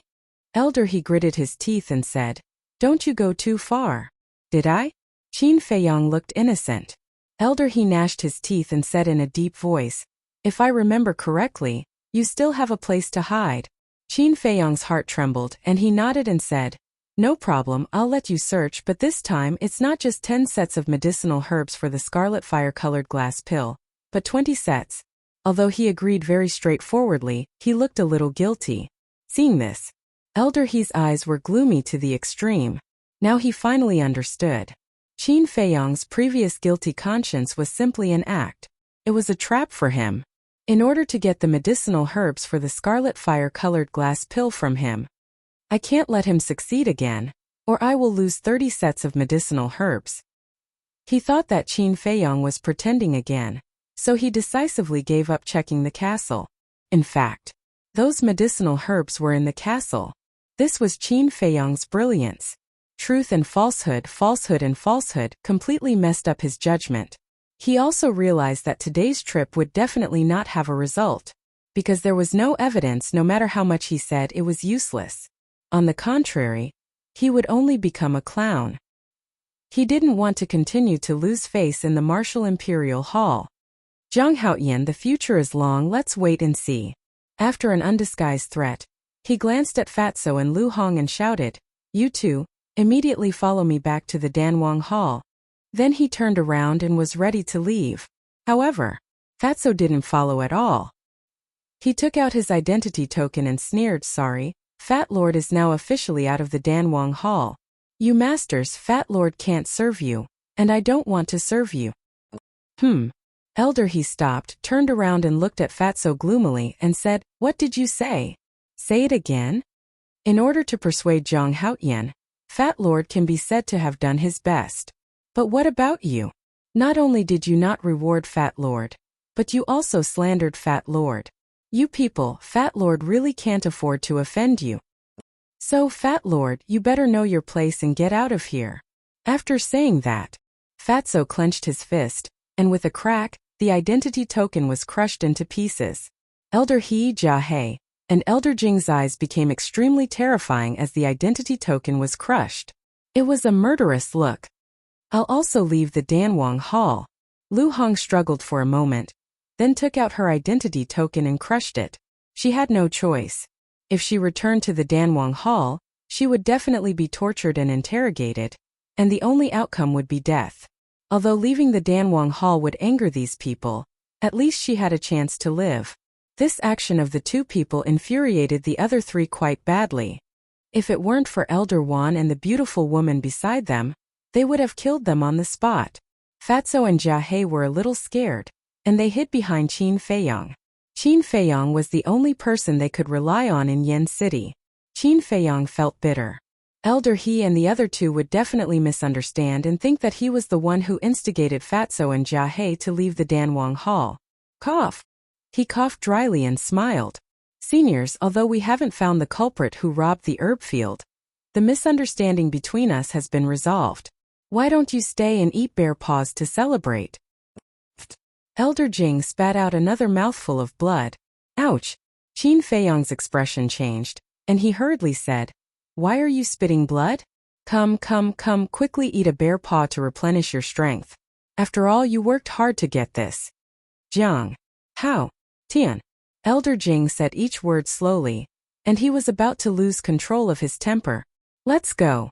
Elder He glanced coldly at Qin Feiyang and the other two, and with a heart full of anger, he turned into a stream of light and flew away. Jia He carried Elder Jing and followed closely behind. Elder He, remember to send the herbs for the 10 sets of red fire-colored glass pellets as soon as possible. Qin Feiyang shouted. Elder He's old body trembled, and he said in a low voice, "Old Jia, when you go back, immediately send someone in disguise to monitor the Martial Imperial Hall. Once they leave the Martial Imperial Hall, find a chance to kill them." Okay. Jia He nodded and killing intent flashed in his old eyes. Then, the three of them quickly disappeared into the night sky without saying a word. Phew. Qin Feiyang secretly heaved a sigh of relief. Finally, the crisis was resolved. Elder Wan retracted his gaze and frowned. Tell me honestly, did you rob the herb field of the Danwang Hall? We really didn't. Fatso shook his head with an innocent face. Elder Wan looked at the three of them and said with a smile, "As long as you really didn't do it, you can stay in the Martial Imperial Hall." Thank you, Elder Wan. Lu Hong hurriedly bowed and thanked him. If the people of the Danwang Hall were as good as you, Elder Wan, we wouldn't have come to this. Fatso shook his head and sighed, and flattered Elder Wan. Elder Wan shook his head and laughed and warned the two, "This old man won't fall for your tricks. Although you can stay in the Martial Imperial Hall, you can't act recklessly. Otherwise, this old man will drive you out." Absolutely not. Fatso immediately patted his chest and promised. Seeing the fatty's expression, Lu Hong's heart was filled with anger. She couldn't help but want to go up and slap the fatty. Chapter 147. Qin Feiyang glanced at the solemn Fatso and couldn't help laughing secretly. Suddenly, he seemed to have thought of something. He took out a palm-sized iron box from his arms and opened the lid. 15 supreme-grade red fire-colored glass pills suddenly appeared in front of everyone's eyes. Immediately, Lu Hong's eyes lit up and she was very eager. Qin Feiyang took out 6 pills and handed them to Elder Wan and the beautiful woman. The two were stunned. Wasn't it 50-50? They should be given 3 pills. But now, how could he give them 6 supreme-grade red fire-colored glass pills? Thank you, seniors, for helping us out just now, Qin Feiyang said gratefully. Although Elder He and the other two had no evidence of them robbing the medicinal field, if Elder Wan and the beautiful woman were not present today, he, Fatso, and Lu Hong would still be finished. Hearing this, Elder Wan and the other two finally understood. The beautiful woman pursed her lips and smiled. I didn't expect you to know how to repay kindness. Qin Feiyang was helpless. It seemed that he had repaid those who had helped him, right? For example, Zhao Shuang-er and Luo Qingzhu, who had helped him in Black Bear City. He had also given them 2 perfect martial arts. As for Luo Xiong, Fengcheng, and Elder Mo, there was no chance now. When there was a chance in the future, he would also thank the 3 of them properly. The beautiful woman shook her head and smiled. Okay, don't look wronged. I was just joking. We'll take the pills. You're on your own. Don't provoke the Danwang Hall again. Okay. Qin Feiyang and the other 2 nodded. Putting away the iron box, Qin Feiyang said with a smile, "Seniors, these 4 bear paws are all fresh. Why don't you leave some to eat?" Elder Wan's face twitched. These days it was really comfortable. The 2 of them were of high status and noble status. Naturally, it was impossible for them to really stay and eat bear paws. After saying a few words to the 3, he flew away. Shizheng did not join in the fun and returned to the balcony to continue cultivating. As soon as Shizheng left, Qin Feiyang's face sank. He said in a low voice, "The Danwang Hall will definitely not let this matter rest. In the future, it's best if you don't leave the Martial Imperial Hall alone." "Are we going to hide like this forever?" Lu Hong was a little hesitant. Qin Feiyang said, "If you don't want to hide, then work hard to cultivate. When your strength reaches their level, who can do anything to you?" Alas! Lu Hong sighed softly. She sat by the fire and lowered her head in silence. Qin Feiyang glanced at her, then looked at Fatso and said, "I'm warning you now, don't mess around in the Martial Imperial Palace. Otherwise, we won't have a place to stay in Yen City." "Fat Lord knows." Fatso nodded and said with some lingering fear, "Just now, old dog, he wanted to check the ancient castle. I'm afraid that Fatso was badly frightened. Qinkuan bags can be hidden everywhere. He won't dare to take the risk." Qin Feiyang sneered. Fatso asked, "Then, do you think he'll really send the 10 sets of red flame-colored glass pellets here?" Qin Feiyang shook his head. As a dignified elder of the Pill Emperor Hall, as well as a combat emperor, it's impossible for him to renege on his debt. He wouldn't be able to afford to lose face like this. "After you guys finish eating the bear paw, do me a favor." Lu Hong sighed. "I'm not in the mood to eat bear paws. Tell me what favor." Qin Feiyang smiled faintly and said, "There are too many things in my Qiankuan bag. I haven't had the time to organize them. Help me count them later." "No problem. Also, organize those herbs." Fatso smiled evilly. He grabbed a bear paw and ate it with relish. His mouth was greasy. "You can eat so much. No wonder you're so fat." Lu Hong looked at him with disdain and turned to look at Qin Feiyang. She seemed to have something to say, but she didn't know how to say it. Qin Feiyang saw through her thoughts at a glance and said lightly, "I will consider giving you the best red flame-colored glass pellet." "Thank you." Lu Hong was overjoyed and hurriedly thanked him. Although it wasn't confirmed yet, there was still hope. Qin Feiyang couldn't give it to her now. After all, this woman still didn't know his true identity, let alone her reaction after knowing his true identity. So, he needed to observe carefully. He didn't want to cultivate a future enemy. After eating a few pieces of bear paw meat, Qin Feiyang took the remaining bear paw and led Fatso into the attic and then into the castle. Wolf King had always been thinking about the bear paw. As soon as Qin Feiyang entered the castle, it got up and held it in its mouth, lying on the side and eating with relish. That morning, Elder He asked someone to send 10 sets of red flame-colored glass pellets medicinal materials. Qin Feiyang also immediately refined the elixir. In this way, plus the 9 that he already had, there were a total of 19. Even if he deducted the 5 from the treasure pavilion, there were still 14. At the same time, Fatso and Lu Hong also tidied up their Qinkuan bags. Knowing the result, Qin Feiyang was extremely excited. There were more than 2 million gold coins. All kinds of medicinal materials added together. There were more than 500,000 stocks. Of course, the medicinal materials of the 10,000 sets of healing pills and bone replenishing pills were not included. Otherwise there would be more. As for the weapons, elixirs and so on that were plundered from the treasury under the city lord's mansion, the number was also quite astonishing. Next, Fatso and Lu Hong went outside to cultivate. Qin Feiyang refined 1,000 healing pills, 1,000 bone replenishing pills, and continued to copy the return formula. In the blink of an eye, 10 days passed. Early in the morning, there was a sea of people in front of the gate of the Martial Imperial Hall. The sound of discussion was overwhelming.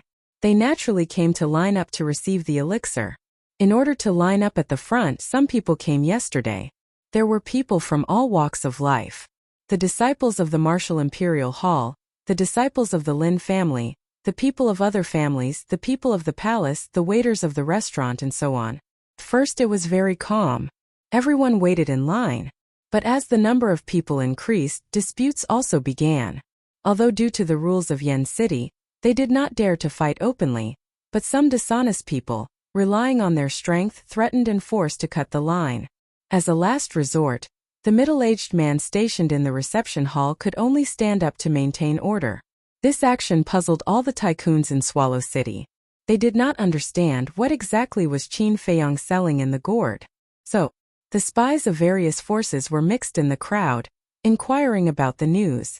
Dozens of meters away, two middle-aged men in tattered clothes, with disheveled hair and dirty faces, stood under a big tree, looking at the gate of the Martial Imperial Hall from afar.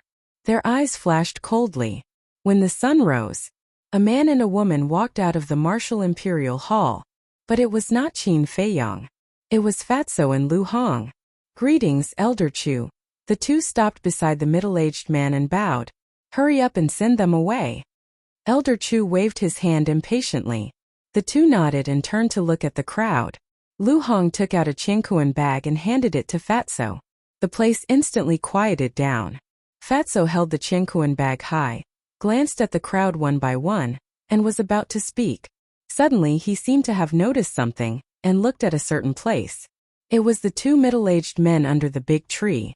But after a quick glance he looked away, but a flash of light flashed in his eyes. First, he glanced at them and found that the two were a little strange.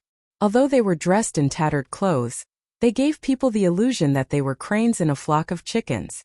So he took a special look again. With this look he found something fishy. The two were actually avoiding his eyes. They seemed to have a guilty conscience. And the most obvious point, everyone present was here for the elixir. When they saw Lu Hong take out the Qianquan bag, they were very excited. But the two men, let alone being excited, didn't have any expression on their dirty faces. Obviously it didn't make sense. Fatso whispered, "Lu Hong, be careful of the two men under the tree." Lu Hong glanced at the two men intentionally and said, "You suspect that there's something wrong with them?" "I don't know if there's anything wrong, but it's always good to be cautious," Fatso whispered. Lu Hong nodded imperceptibly and secretly paid attention to it. Although Fatso was a little despicable, his eyesight was quite accurate. Fatso smiled and said, "I believe that Fat Lord doesn't need to say what's in the Qianquan bag. Everyone knows. Now all of you prick up your ears and listen to Fat Lord clearly. Everyone will get one. Don't fight and don't cut in line. Otherwise you won't get anything. Those who get the elixir, remember to thank my Zhang Laoda. Those who didn't get the elixir today, don't be discouraged. There will be another chance next time. It's starting." As soon as Fatso finished speaking, the person standing at the front quickly ran over and said with a flattering smile, "Fat Lord, I want a healing elixir. Come and get the healing elixir from me." Lu Hong took out another Qianquan bag, took out an elixir, and handed it to the person. "There are elixir patterns and it's shining. It's really a supreme grade elixir." That person ran away excitedly as if he had found a treasure. Hearing that, everyone's hearts were burning and they couldn't wait to run over. At the same time, the two middle-aged men under the tree blended into the crowd and gradually approached the fatty and the young man. Fatso was paying attention to them at all times. His eyes suddenly widened as he shouted, "What are you two trying to do? Line up at the back." The two of them stopped in their tracks. A sharp light flashed in their eyes as they retreated to the back of the line. "There really is a problem," Fatso sneered secretly. Half an hour later, the 2,000 elixirs had finally been distributed. And now it was the two middle-aged men's turn. Fatso shook his Qianquan bag, grinned at the two of them and said, "You two, I'm sorry, but please come earlier next time." The two of them looked at each other. killing intent surging in their eyes. Boom! Next, they punched towards Fatso and Lu Hong. On their fists there was actually a layer of battle chi. At such a close distance they thought that they would be able to capture them easily. However, just as they were about to make their move, Fatso and Lu Hong retreated at the same time. "Your sister, you're actually a war king," Fatso roared, his face pale. After missing their target, the two men's eyes darkened and they quickly pounced again. Elder Chu raised his eyebrows and reacted. He hurriedly stepped in front of Fatso and Lu Hong and clenched his fists. He was too hasty and didn't even have time to activate his battle chi before he fiercely collided with the two men. Bang! Thump! Elder Chu immediately spat out a mouthful of blood and retreated. His face instantly turned pale. "Who are you? You actually dare to come to my martial imperial palace to kill people?" Chapter 148. The situation was bad. The two of them turned around decisively and with a few leaps, they landed at the back of the crowd and fled without looking back. "You want to leave? Not so easy." Elder Chu was furious and chased after them with a torrential aura. Fatso patted his chest and said with lingering fear, "That was close. Thankfully, we discovered that they were up to no good and were on our guard. Otherwise, we would have been dead this time." Lu Hong was shocked as well. Fatso frowned. "Why isn't Manager Li of Precious Treasure Pavilion here yet?" Lu Hong said, "I don't feel safe staying here. We should hurry back. If Manager Li doesn't see us when he arrives, he'll naturally head to Soothing Lake." "That's good too." Fatso nodded. However, just as they turned around, two men in black suddenly leaped out from the crowd, each holding a 3-foot-long sword that shone coldly as they stabbed towards the backs of the two of them. "There's more." Fatso and Elder Chu's expressions changed. It was not one group of people, it was two groups of people. The swords pierced their backs. The two of them could not dodge at all. Shoo! At that critical moment, two resplendent battle chis tore through the air like lightning and entered the back of the heads of the two men in black. "Ah!" Accompanied by a tragic cry, the two of them fell into a pool of blood on the spot. Fatso and Elder Chu were shocked. They turned around hurriedly and saw a white-haired old man flying over from the void. Looking at the two men in black, they were already dead. The two of them exchanged glances, their eyes filled with fear and their bodies drenched in cold sweat. The fatty walked over and flipped the two people over. They were also middle-aged men, but their faces were very unfamiliar. He had never seen them before. The white-haired old man landed opposite Fatso and Elder Chu like a divine light. Fatso asked hurriedly, "Senior, are you Manager Li of Precious Treasure Pavilion?"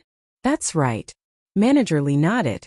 Fatso complained, "Why are you only here now? We've been waiting for so long and we were almost killed." "I'm sorry, I've been too busy recently. If it weren't for my subordinate reminding me just now, I would have forgotten about it." Manager Li had an apologetic look on his face. He did not put on any airs of a battle emperor. He was very humble and easygoing. "Forget?" Fatso was speechless. Manager Li lowered his head and glanced at the two men in black. He immediately frowned. Fatso asked, "Senior, do you know him?" "Never seen him before." Manager Li shook his head. "Even you haven't seen him before?" Fatso was surprised. Steward Li shook his head and smiled. "There are millions of people in Swallow City. How can this old man have the time to get to know each and every one of them? Moreover, these two people are only martial arts great masters." At this moment, when Elder Chu returned, his face was filled with anger. When he saw Steward Li, he hurriedly cupped his hands and said, "Greetings, Steward Li," without waiting for Manager Li to respond. He then looked at the two men in black and asked in surprise, "What's going on here?" Fatso said, "They also came to assassinate us. Fortunately, Manager Li came in time and saved our lives." "Bastard!" Elder Chu was furious. Lu Hong asked Elder Chu, "Where are the two battle kings? We didn't catch up and didn't see their faces clearly." Elder Chu was a little angry. "Then do you know them?" Fatso pointed at the two men lying on the ground. Elder Chu looked at the two men and tried hard to recall for a moment. He shook his head and said, "I don't remember, but you should have guessed which faction they belong to, right?" Fatso sneered. Who else could it be other than the Danwang Hall? Manager Li shook his head and said, no, even if the Danwang Hall sent people to kill you, they wouldn't send two groups of people, let alone two martial arts great masters to die. Senior, do you mean that they are not in the same group? Lu Hong was surprised. Manager Li said, they are definitely not in the same group, but as for which faction they belong to, I don't dare to jump to conclusions. Right, where is that brat Zhang Haotian? Fatso laughed and said, Zhang Laoda is in seclusion and asked us to send the pills to you. Zhang Laoda also asked me to ask you, how much is one image crystal? This. Manager Li thought for a while and asked, how much does he want? 5. Fatso said. So much. Manager Li was dumbfounded. He smiled bitterly and said, he wants 5 at once. He really has too much money and nowhere to spend it. Fatty said proudly, my boss doesn't have much now, but he has a lot of money. Manager Li was stunned. He then shook his head and laughed, saying, how about this, since we are so close, I won't ask for a sky-high price. For one image crystal, I will sell it to him for 5 million gold coins. What? Fatso staggered in shock. 5 million for one? So expensive? 5, wouldn't that be 25 million gold coins? Lu Hong was also dumbfounded. Although they all knew that image crystals were expensive, they didn't expect it to be so expensive. 25 million gold coins for that brat Zhang Haotian shouldn't be much, right? Manager Li said with a smile. Fatso's face twitched and he said with a smile, this may be a little difficult. Can it be cheaper? No, 5 million is already a friendship price. If it is cheaper, I will lose money. Manager Li shook his head. Lu Hong asked, how much can a top-grade red fire glass pill be sold for? This. Manager Li thought for a while and shook his head. It hasn't been auctioned, so I don't know for the time being. But the price is definitely not cheap. Lu Hong took out an iron box and handed it to Manager Li. She smiled faintly and said, there are 10 top-grade scarlet fire-colored glass pills here. 5 of them are yours. As for the other 5, Zhang Haotian hopes that you can help auction them off. Manager Li received the iron box hurriedly and opened it. Instantly, his old eyes shone brightly. Lu Hong said, Zhang Haotian also said that he can exchange them for image crystals after the auction. Manager Li smiled. No problem, I'll arrange it in the next couple of days. As they conversed, Elder Chu squatted on the ground and searched the bodies of the two people. All of a sudden, his eyes were filled with shock as he dug out 2 blood-colored badges from the robes of the two people. The front of both badges were engraved with 3 scarlet words. Blood-killing badge. On the back, there was a menacing skull that looked exceptionally terrifying. When Manager Li noticed it, he said hurriedly, hurry, let me take a look. Elder Chu passed it to him hurriedly. Keeping the iron box, Manager Li grabbed the blood-colored badge and looked at it carefully before frowning. Strange, why haven't I heard of this blood-killing badge before? Fatso asked. Could there be a mysterious faction hidden in Yin County? That's impossible. The royal family, Precious Treasure Pavilion, Danwang Hall and Martial Imperial Palace are all over every corner of Yin County. If there's truly a mysterious faction, they won't be able to escape our eyes. I'll take this badge with me. I'll help you guys investigate it when I have the time. Manager Li smiled. Thank you, Senior. Fatso and Elder Chu bowed in gratitude. Shoo! Manager Li soared into the air, turning into a streak of light that sped into the distance. Fatso retracted his gaze and looked at the other badge in Elder Chu's hand, smiling. Elder, can you give me that blood-killing badge? I want to show it to Zhang Laoda. Elder Chu tossed it to him. After you see it, bring it to Elder Wan and Elder Ji. Let them take a look as well. All right. Fatso nodded and took the blood-killing badge. He raised his head and looked at the crowd outside the gate, still in shock. Disperse. We'll come back next month. Fat Lord, can you tell us why Zhang Haotian is giving us pills for free? Yeah, there's no such thing as a free lunch in the world. Does he have a motive? Someone in the crowd asked. They were the spies of the major factions. The fatty raised his eyebrows and said angrily, you people are really measuring the heart of a gentleman with the yardstick of a villain. Let me tell you, Boss Zhang is purely being kind. If you continue to doubt him, then from now on we will cancel the distribution of pills. As soon as he said that, Those who asked questions immediately became the target of public criticism. The others stared at them angrily. Don't cancel it. We were wrong. We won't doubt him anymore. Those people quickly apologized. What a joke. If they doubted Zhang Haotian, they would be going against the entire city. Even if they had major factions behind them, they wouldn't dare to go against everyone present. Humph! Fatso snorted and turned to leave with Lu Hong. In fact, they didn't know Qin Feiyang's motive. Therefore, the spies of the major factions were destined to return without success. Back at the soothing lake, Lu Hong continued to cultivate. Fatso entered the castle and reported everything to Qin Feiyang. Qin Feiyang was also quite surprised when the blood-killing badge was mentioned. He took the badge from Fatso and looked at it repeatedly for a while, but he couldn't find any information about the blood-killing badge in his memory. Qin Feiyang pondered and asked, "How was Lu Hong's performance?" When she took out the 10 red fire-colored glass pills, Fat Lord didn't see any greed on her face. There should be no problem, Fatso said. Qin Feiyang shook his head and said, "We can't let down our guard. We have to continue to observe." "Leave it to Fat Lord." Fatso patted his chest hard, then rubbed his hands and smiled. "Zhang Laoda, didn't you say last time that you would give me a perfect martial skill?" Qin Feiyang rolled his eyes at him and said, "Go and prepare 2 bamboo slips." "Thank you, Zhang Laoda. You are so good to Fat Lord." "Fat Lord, give yourself to you." Fatso was overjoyed. "Don't. Stay away from me." Qin Feiyang hurriedly pushed him away. Goosebumps all over his body. Fatso laughed and took out 2 bamboo slips, pen and ink, and placed them neatly beside the iron book.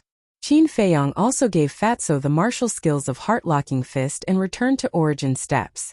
After the martial skills, Fatso happily took the blood-killing badge and went to find Elder Wan and the beautiful woman. Blood-killing badge. Danwang Hall. Is there any connection between the two? Qin Feiyang fell into deep thought. Danwang Hall. Meeting hall. 2 middle-aged men stood in front of Jia He, trembling with fear. Jia He stared at the 2 of them angrily, his body full of hostility, and shouted, "You are battle kings and you can't even kill 2 martial masters. Don't you feel ashamed?" The 2 of them trembled and hurriedly said, "Elder, please give us another chance. We will definitely not fail again."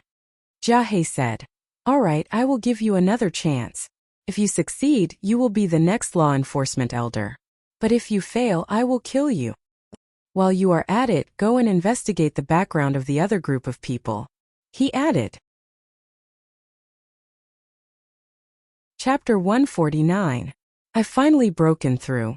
In a cultivation room in the Martial Imperial Hall, Ling Yunfei opened his eyes, and 2 beams of light shot out. "I remember when we first met in Black Bear City, Qin Feiyang and I were both 4-star martial masters, but now he's already an 8-star martial master. However, as long as I take this top-grade red fire-colored glass pill, I can catch up with him." He muttered to himself, took out a jade box, opened the lid, and a fiery red pill appeared. Without any hesitation, he threw the pill into his mouth.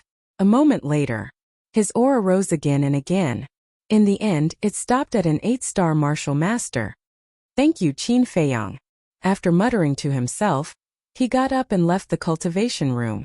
When he came to the door of the cultivation hall, a deacon elder smiled and said, "Ling Yunfei, Elder Wan wants you to go to his place after you come out of seclusion." "Thank you for telling me." Ling Yunfei cupped his hands and went to the law enforcement hall with a trace of suspicion. The law enforcement hall was the residence of Elder Wan and the beautiful woman. Dong dong. Ling Yunfei stood in front of a door on the 2nd floor and gently knocked on the door. "Come in." Elder Wan's voice came from inside. Ling Yunfei pushed the door open and entered. Elder Wan was sitting at the desk, looking down at a blood-colored token. It was the blood-killing token that Fatso sent to him. Seeing that it was Ling Yunfei, he put down the blood-killing token and said with a smile, "It's you, close the door." After Ling Yunfei closed the door, he walked to the desk, bowed, and asked, "Elder, why are you looking for me?" Elder Wan smiled and said, "I want to ask you a question." "Question?" Ling Yunfei was puzzled. Elder Wan said, "Is your father called Ling Feng?" Ling Yunfei's heart trembled as he asked, "Elder, how did you know?" Elder Wan smiled and said, This old man saw that you and Ling Feng looked very similar, and both of you are from Black Bear City's Ling family, so I went to ask Ling Er. Sure enough, she told me that your father is called Ling Feng. Elder, do you know my father? Ling Yunfei was bewildered. Elder Wan nodded his head and smiled. Your father was once a disciple of the Martial Imperial Hall. Furthermore, he was as talented as you. Back then, he was rather outstanding amongst the younger generation. I see. Ling Yunfei suddenly understood. However, he didn't seem to be very surprised. It was as if he already knew all of this. Elder Wan sighed. Yunfei, Ling Er has already told me about your father's death. As the enforcement elder of the Martial King Hall, I am deeply sorry for not being able to protect my disciples. Ling Yunfei said, Elder's words are too serious. If your father didn't die, I'm afraid he would have already become a war king. To tell you the truth, this old man called you here to ask, did your father tell you anything before he died? Elder Wan asked. My father died before I was even born. Ling Yunfei was a little disappointed. Elder Wan frowned and said, what about your mother? Did she say anything to you? Ling Yunfei shook his head. That's impossible. Elder Wan frowned and waved his hand. You can leave first. Cultivate well and don't let your father down.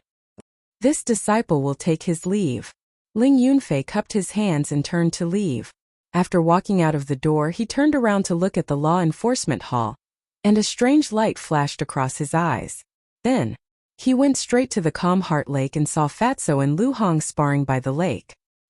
He quietly walked over and teased, when did the two of you become so close? Ah! The two of them were shocked and turned their heads to look. Fuck, you gave me a fright. Fatso patted his chest and laughed. Ling brat, come practice with Fat Lord. You? Ling Yunfei looked at Fatso and shook his head. I'm not free, where's Zhang Haotian? Oh, you're looking down on Fat Lord? Take this. Fatso let out a strange cry, his 5 fingers bent, but when he got close to Ling Yunfei, his 5 bent fingers suddenly clenched into a fist, and punched towards Ling Yunfei's chest. Heart-lock killing fist. Ling Yunfei's eyes narrowed and hurriedly punched out, and he didn't even use the true chi. Bang! The two of them punched each other, and Fatso's body shook as he retreated. How could this be? Fatso's face was filled with disbelief. You've just practiced the heart-lock killing fist, and you haven't even crossed the threshold. What are you showing off for? Ling Yunfei despised him. Fatso snorted unhappily and asked, has your cultivation become stronger again? I just broke through to 8-star Martial Master. Ling Yunfei grinned. 8-star Martial Master? Fatso was stunned for a long time before he came to his senses and said angrily, bastard, why didn't you say so earlier? You didn't ask. Cut the crap, I'm going to find Zhang Haotian. You two continue to cultivate your relationship. Ling Yunfei smiled evilly and turned to run to the attic. Cultivate relationship? Fatso and Lu Hong were stunned, then looked at each other at the same time and said disdainfully, you? At the same time they looked away, crossed their arms and looked unhappy. In the castle, Qin Feiyang imitated the return formula and asked, what's the matter? Yes. Ling Yunfei, who was standing behind him, nodded. Qin Feiyang said, speak. Ling Yunfei said in a deep voice, do you still remember that my mother was imprisoned by the Ling family? The reason was that my dead father told my mother something. Qin Feiyang suddenly became interested. He stopped imitating and turned to look at Ling Yunfei. Ling Yunfei said, my father used to be a disciple of the Martial Imperial Hall. Once he went out alone to train and entered a very strange place. He was seriously injured there, and even his cultivation was crippled. So, you were lying to me before? Qin Feiyang raised his eyebrows. He clearly remembered that Ling Yunfei had told him that his father was seriously injured in the Black Bear Mountain. Ling Yunfei hurriedly said, no, at that time I was also kept in the dark. I only knew the truth after my mother escaped. Qin Feiyang said, then what is the truth? Back then, after my father escaped from that place, because his cultivation was crippled, he did not return to the Martial Imperial Hall. Instead, he returned to Black Bear City. But on the way back to Black Bear City, because his injuries were too serious, he fainted in front of a village. The people in that village were kind enough to save my father's life. It was when he was recuperating in that village that my father met my mother. My mother was in charge of taking care of him at that time. After a while, they gradually fell in love with each other. Not long after, they got married. However, for some reason, my father's injuries kept repeating and could not be healed. Until one day, it began to worsen. Seeing that his health was deteriorating day by day, my father began to worry because he had not given my mother a status, and at that time my mother was already pregnant with me. My father also wanted to give me a better environment to grow up in. The Black Bear City's Ling family was undoubtedly the first choice. So my father decided to bring my mother back to the Ling family, hoping that the Ling family would take good care of us. But my father did not expect that not only did the Ling family not take care of my mother and me, they even bullied and humiliated us for more than 10 years. Ling Yunfei finished in one breath, his eyes full of hatred. Sigh. Qin Feiyong sighed inwardly. The fate of this family was truly tragic. He asked, "Your second uncle treated you like this because of that strange place?" "That's right. Because of the long journey, my father's body was very weak. After returning to the Ling family, he passed away that night. On the night of the vigil, my mother was beside my father's coffin and muttered something about that strange place. My second uncle happened to hear it. My second uncle began to interrogate her, but my mother kept her mouth shut. Second uncle was flustered and exasperated, so he imprisoned my mother and announced to the public that my mother had returned to her parents' home. In the end, my mother's family and the other people in the village were also killed by my second uncle because of this matter." Ling Yunfei clenched his fists tightly, his teeth chattering non-stop. Qin Feiyong was somewhat incredulous. What exactly was in that strange place? So much so that Ling Yunfei's second uncle would use such unscrupulous means to get the information out of Lu Ji's mouth. Ling Yunfei said, "According to my mother, there are large amounts of treasures in that place, but it is extremely dangerous. Once you enter, you will definitely die." Qin Feiyong asked, "Where is that place?" Ling Yunfei said, "In the extreme north of Star Moon City, there is a desolate desert, and that place is at the end of the desert." Star Moon City. Qin Feiyong pondered for a moment and said, "You told me this because you want to go there?" "Yes, I want to go and see what the place that killed my father is like, and what treasures are hidden there." Ling Yunfei nodded, a cold light flashing in his eyes. Then he said, "You have this ancient castle in Changshui. I believe that we should be able to get away safely. Moreover, it is best that we set off immediately." "Why?" Qin Feiyong frowned. Ling Yunfei said in a low voice, "Because Elder Wan also asked me about this before. I think he also wants to know the location of that place." Even Elder Wan was asking about it? Qin Feiyong couldn't help but be tempted. He asked, "That place, other than your father, who else knows about it?" Ling Yunfei shook his head. "Definitely no one else. Otherwise, Elder Wan and the others would have already gone there, and wouldn't have come to ask me now." Qin Feiyong gritted his teeth and nodded. "All right, we will set off in 5 days."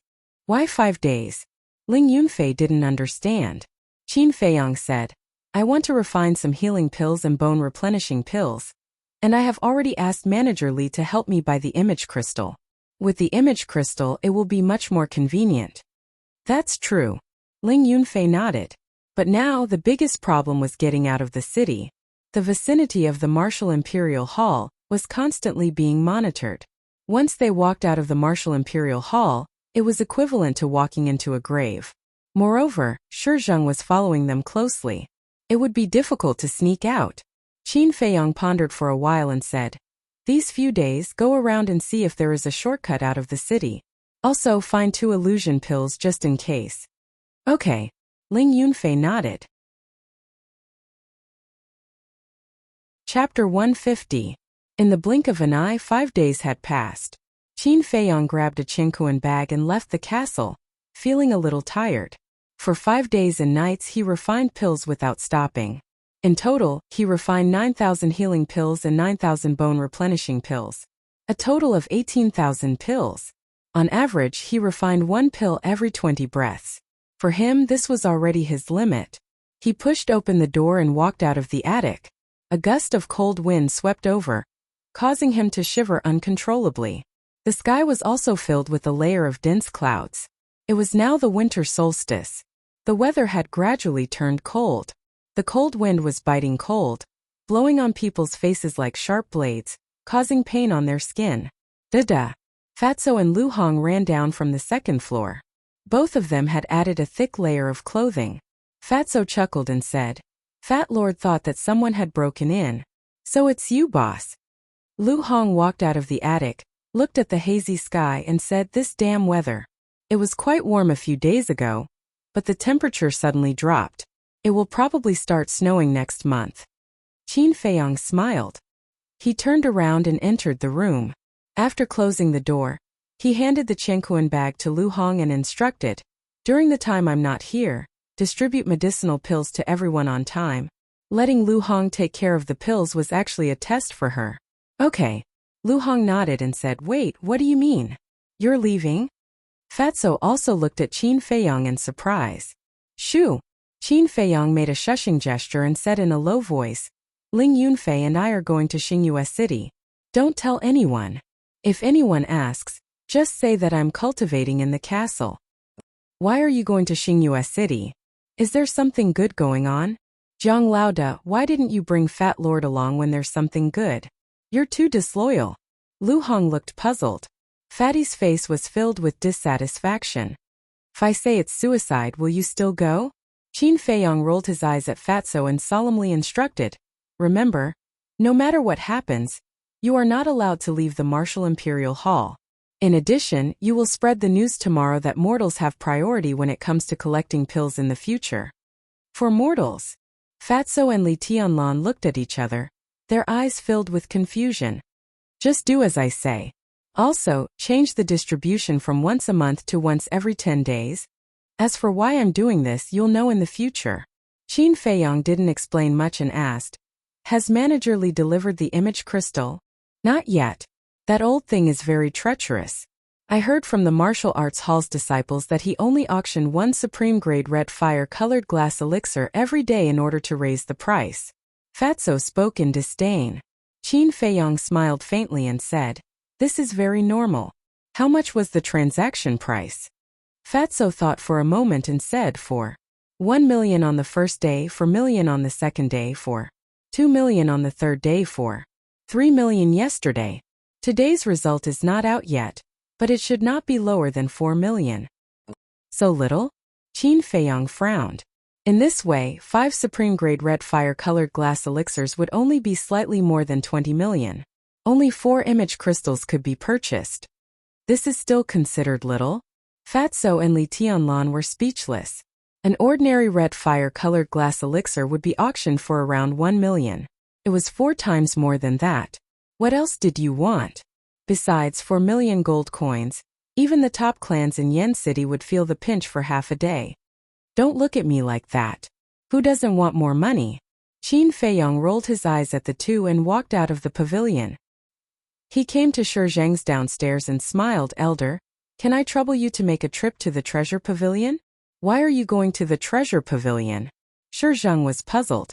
Qin Feiyong laughed. "Help me get the image crystals, a total of 4. The remaining gold coins will be your reward for your hard work." Shi Zheng hesitated for a moment and nodded. "Okay, but you are not allowed to run around. Other than the Martial Imperial Palace, where else can I go?" Qin Feiyong smiled bitterly. Shi Zheng smiled, jumped down and quickly left. Qin Feiyong was about to enter the house when Ling Yunfei ran over and asked, "Are you ready?" Qin Feiyong nodded and said, "Now we only lack the image crystals. What about you? Have you found a shortcut?" Ling Yunfei shook his head. "There are no shortcuts. On the 4 walls, there are black armored guards of the royal family guarding. If we climb over the wall, we will definitely be intercepted, so we can only go out through the city gate." "Open an above-board?" Qin Feiyong laughed bitterly. "What are you going to do?" Fatso came over and looked at the two sneakily. "It has nothing to do with you, mind your own business."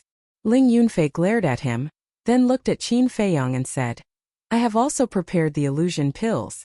Let's just wait until midnight and find a chance to sneak out." Qin Feiyong thought for a moment and said helplessly, "That's the only way now." More than 2 hours later, Shi Zheng finally returned. He took out 4 image crystals from his Qianquan bag, and placed them on the tea table. Ling Yunfei, Fatso, and Lu Hong immediately surrounded him, their eyes flashing with a strange light. It was the first time they had seen the image crystals. Qin Feiyong was much calmer. He stood up and cupped his hands. "Thank you, Elder." Shizheng smiled. "It's nothing." Fatso laughed. "Elder Shi, you must have received a large sum of money for your hard work, right? Can you share some with me?" "Hard work?" Shizheng shook his head and smiled bitterly. He took out a piece of paper from his chest and handed it to Qin Feiyong. Qin Feiyong took a closer look and his face turned green. It was actually another IOU. It said that today Zhang Haoyan owed the treasure pavilion 1 million gold coins.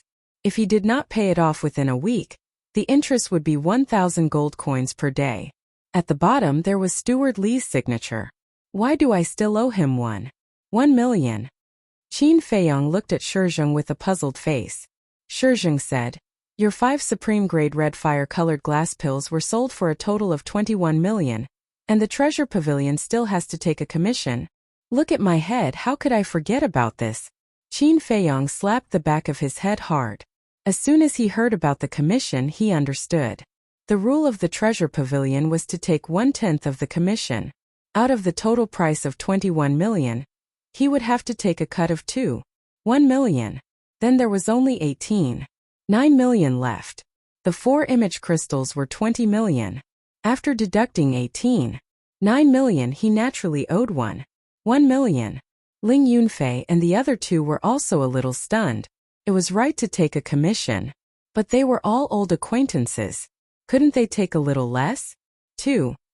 1 million was enough for an ordinary person to live a carefree life for several lifetimes. He even wrote an IOU seriously and even had to calculate the interest when it was overdue. What a scam! Cough cough. Qin Feiyong coughed and said with a faint smile.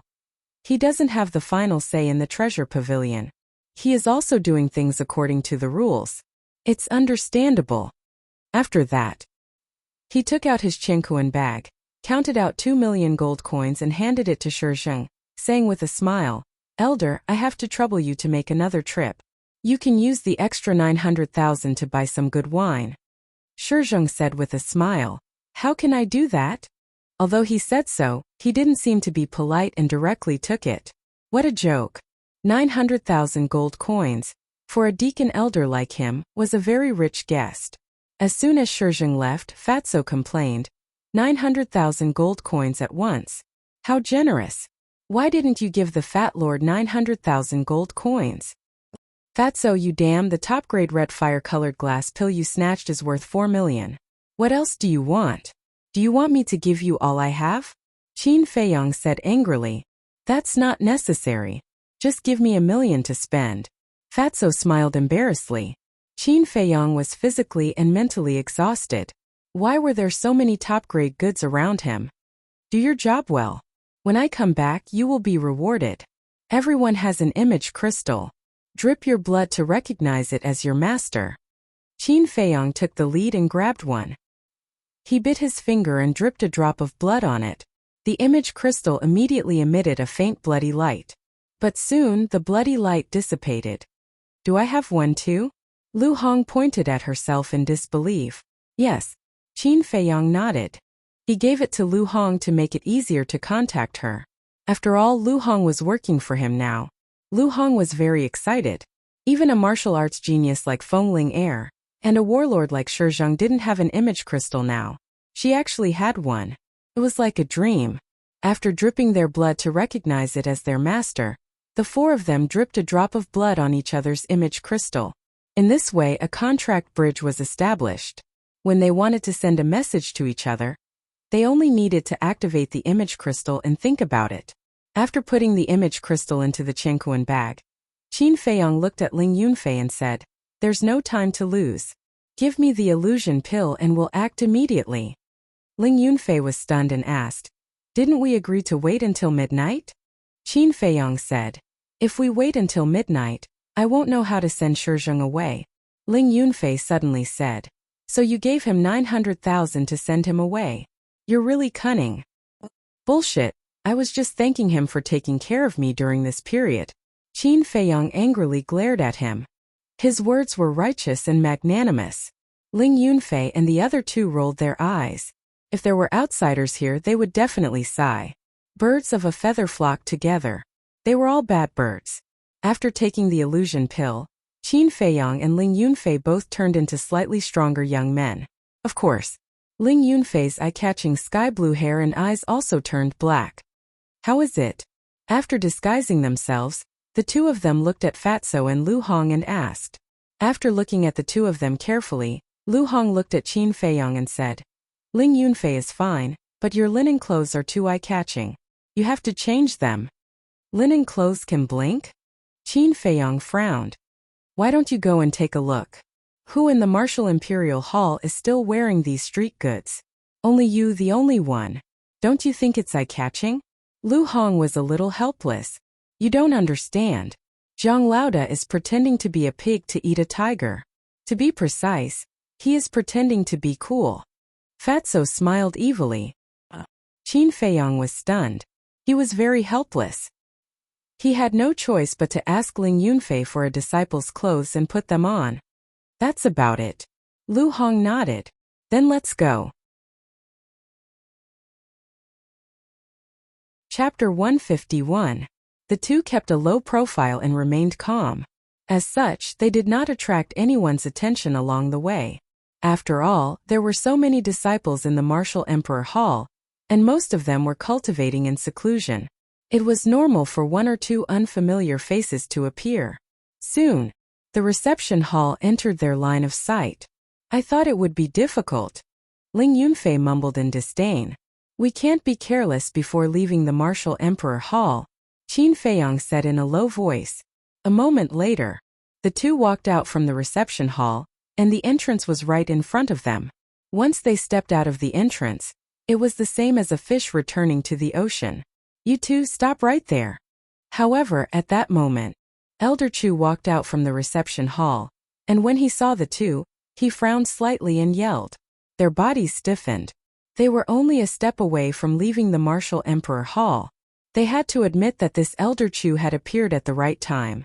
Let's run, Ling Yunfei said in a low voice. Run if you can outrun the Battle Emperor. Qin Feiyang rolled his eyes, before he turned toward Elder Chu and bowed. Greetings, Elder. Ling Yunfei immediately turned around and bowed as well. Elder Chu frowned and said, Why haven't I seen you two before? Qin Feiyang said with a smile, Since we entered the Martial Emperor Hall, we have been cultivating in the cultivation room. It's normal that you don't remember us. Elder Chu said flatly, That's impossible. Show me your identity medallions. Qin Feiyang's heart skipped a beat. As a matter of fact, he was most afraid of encountering Elder Chu. Since everyone who entered the Martial Emperor Hall had to obtain their identity badges from him, Elder Chu had seen all of them before, be it the deacon elders or the disciples. Elder Chu raised his eyebrows and yelled, What are you waiting for? Show it now. Seems like we won't be able to escape. Ling Yunfei's heart was filled with bitterness. Once Elder Chu discovered his and Qin Feiyang's real identities, they would surely be under strict surveillance. Why didn't you wait for me? Just as the two of them were in despair, a heavenly voice sounded from behind Elder Chu. He saw a woman in a tight white suit that showed off her figure to the fullest. She angrily ran towards him. It was Fengling Air. She was still wearing her mask, and her beautiful eyes were filled with anger. As soon as she came over, she pulled their ears and said angrily, Bastards, we clearly agreed to go to Zhanbao Pavilion together, but you didn't wait for me. Are you asking for a beating? Madam, we were wrong. Big sister, it hurts, let go. The two hurriedly begged for mercy. Although Fengling Air was very barbaric now, she was an angel in their eyes. They came at the right time. Elder Chu were leaving. Fengling Air turned around and smiled at Elder Chu. Then she grabbed their ears and dragged them outside, scolding them from time to time. What's the situation? Elder Chu was dumbfounded. Looks like I'm really getting old. Even my memory is getting worse. A moment later, he came to his senses, shook his head and sighed. Ling Yunfei said with a bitter face, Senior Sister Ling, can you let go of me now? Fengling Air snorted coldly. It's not that easy. Tell me, the two of you changed your appearances and sneaked out of the Danwang Hall. What are you trying to do? The two of them were shocked. Could it be that Feng Ling knew their real identities? Feng Ling let go of her hand and sneered. You can fool others with your little tricks, but you can't fool me. If you don't tell me the truth, I'll take you back. Qin Feiyong rubbed his ears and frowned. How did you know? Ling Yun has been sneaking around for the past few days. I felt that something was wrong. So not long ago, when he left the cultivation hall, I followed him. As expected, the two of you are up to no good. Feng Ling said. Qin Feiyong and Elder Chu looked at each other, and a bitter smile appeared on their faces. A woman who was too smart and difficult to deal with was also a kind of trouble. Ling Yunfei said in a low voice, Senior Sister Linger, it's like this. We are going to Star Moon City, and we might not be able to return. Star Moon City? Feng Ling frowned and said disdainfully, don't scare me. I grew up being scared. Tell me, why are you going to Star Moon City? Ling Yunfei stammered. Seeing that Feng Ling was about to lose her patience, Ling Yunfei's mind flashed and he laughed. I haven't seen Luo Qingzhu and Zhao Shuang for a long time. Qin Feiyong misses them, so we want to go to Star Moon City to see them. Qin Feiyong staggered and almost fell down. This guy was too good at bullshitting, right? Feng Ling looked at Qin Feiyong and asked, is this true? Qin Feiyong's face twitched and he nodded. It's true.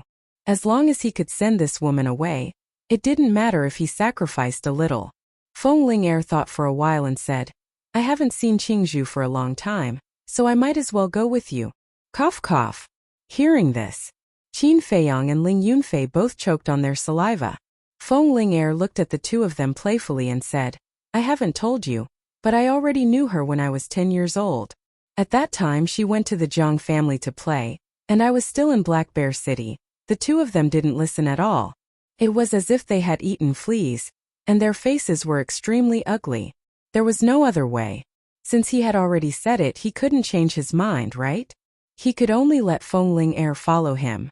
When they reached Star Moon City, he would find an opportunity to get rid of her. It was already noon when the three of them entered District XC. Feng Ling said, since we're not in a hurry, let's go to Flying Phoenix restaurant to eat something first. Qin Feiyong and Ling Yunfei looked at each other, and a glint flashed across their eyes. They might as well get rid of her at Flying Phoenix restaurant. A moment later, the three of them arrived at Flying Phoenix restaurant.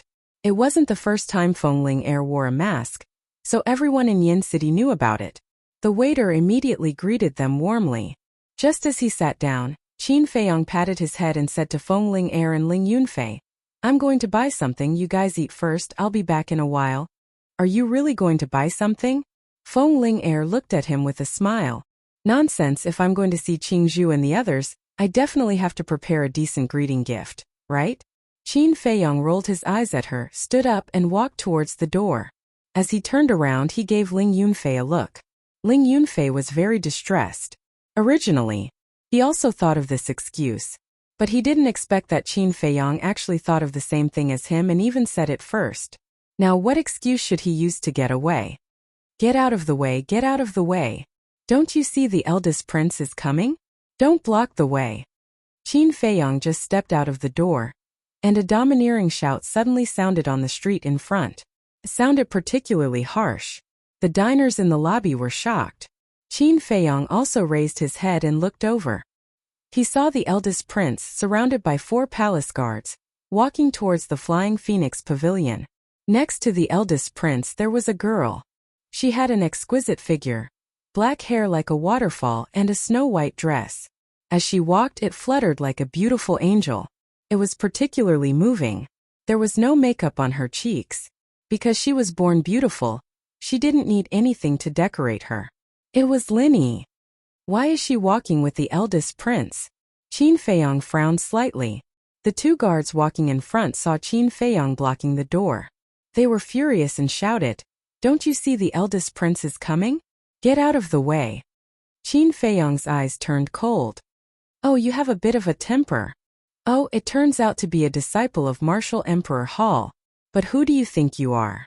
How dare you block the way of our eldest prince? Do you think you are Jiang Haotian?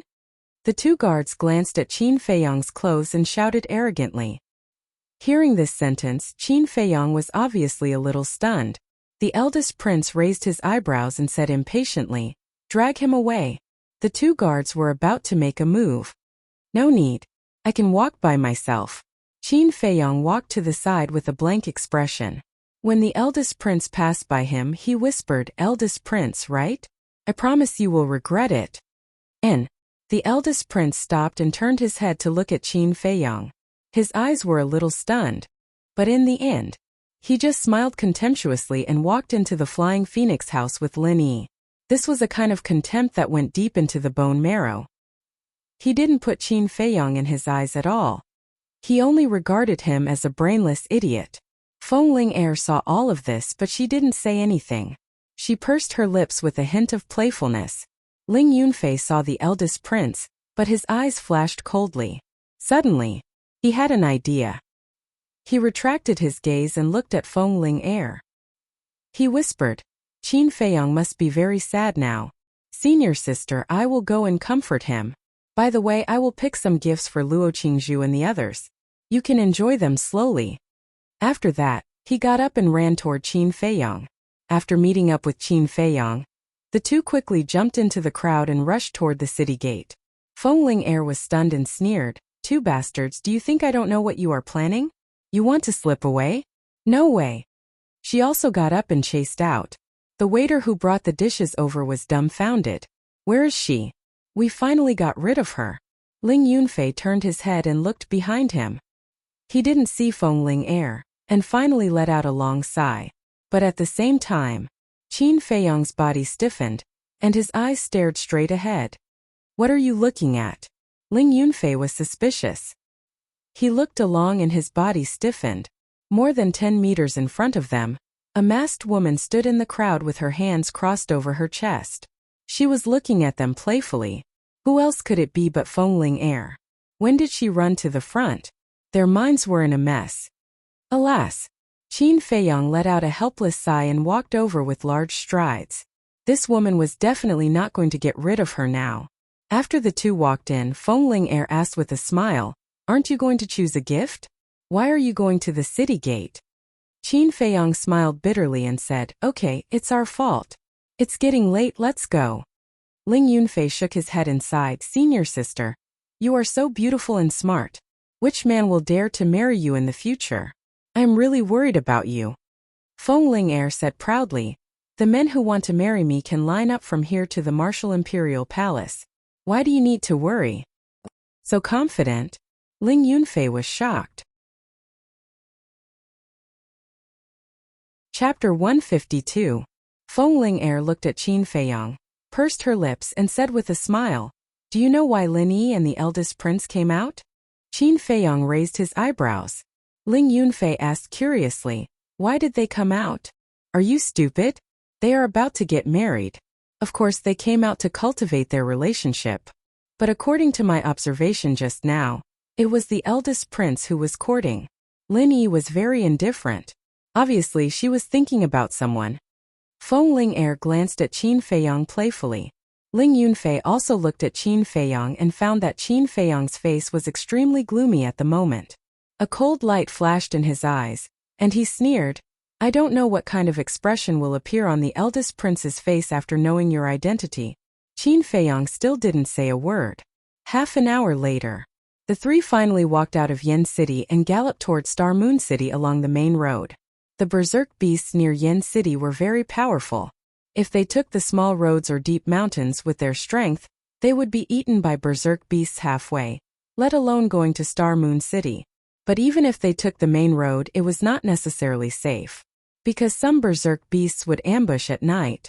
So at night, the three hid in the castle to cultivate and waited until dawn to continue their journey. Along the way there was no danger. 10 days later in the evening, a majestic city finally entered the sight of the three. Although the scale was not as big as Yen City, it was not much worse. When they came to the city gate, Qin Feiyang looked up and saw 3 eye-catching words. Star Moon City.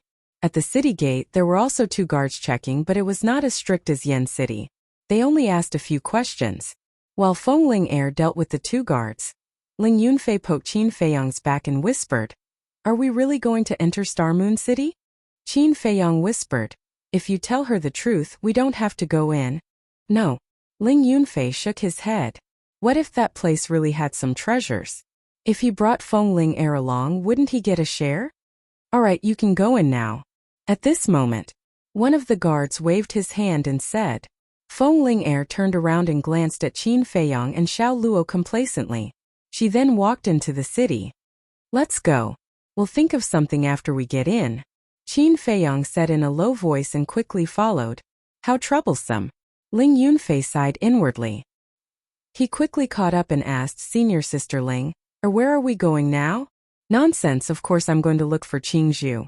I've been to Star Moon City before, so I know where she is. Feng Ling Heir led the two of them to the entrance of the treasure pavilion. What can I do for you three? A staff member came up and asked. Feng Ling Heir said, go and inform your young miss that Feng Ling Heir is here to look for her. The staff member looked at the three of them suspiciously. Although they were all unfamiliar faces, they must have something to do with the young Mississippi. He did not dare to neglect them and hurriedly went to report. In less than 100 breaths, a young girl in a white silk dress walked out quickly. Her figure was slender, and her soft skin was like congealed fat, suffused with strands of luster. Her exquisite facial features were like a masterpiece of heaven, without the slightest flaw. Her pair of big black eyes were as clear as a mirror, without the slightest impurity. Her waterfall-like black hair fluttered behind her. She was like a blooming snow lotus, white and flawless, pure as ice and jade. She's Luo Qingzhu?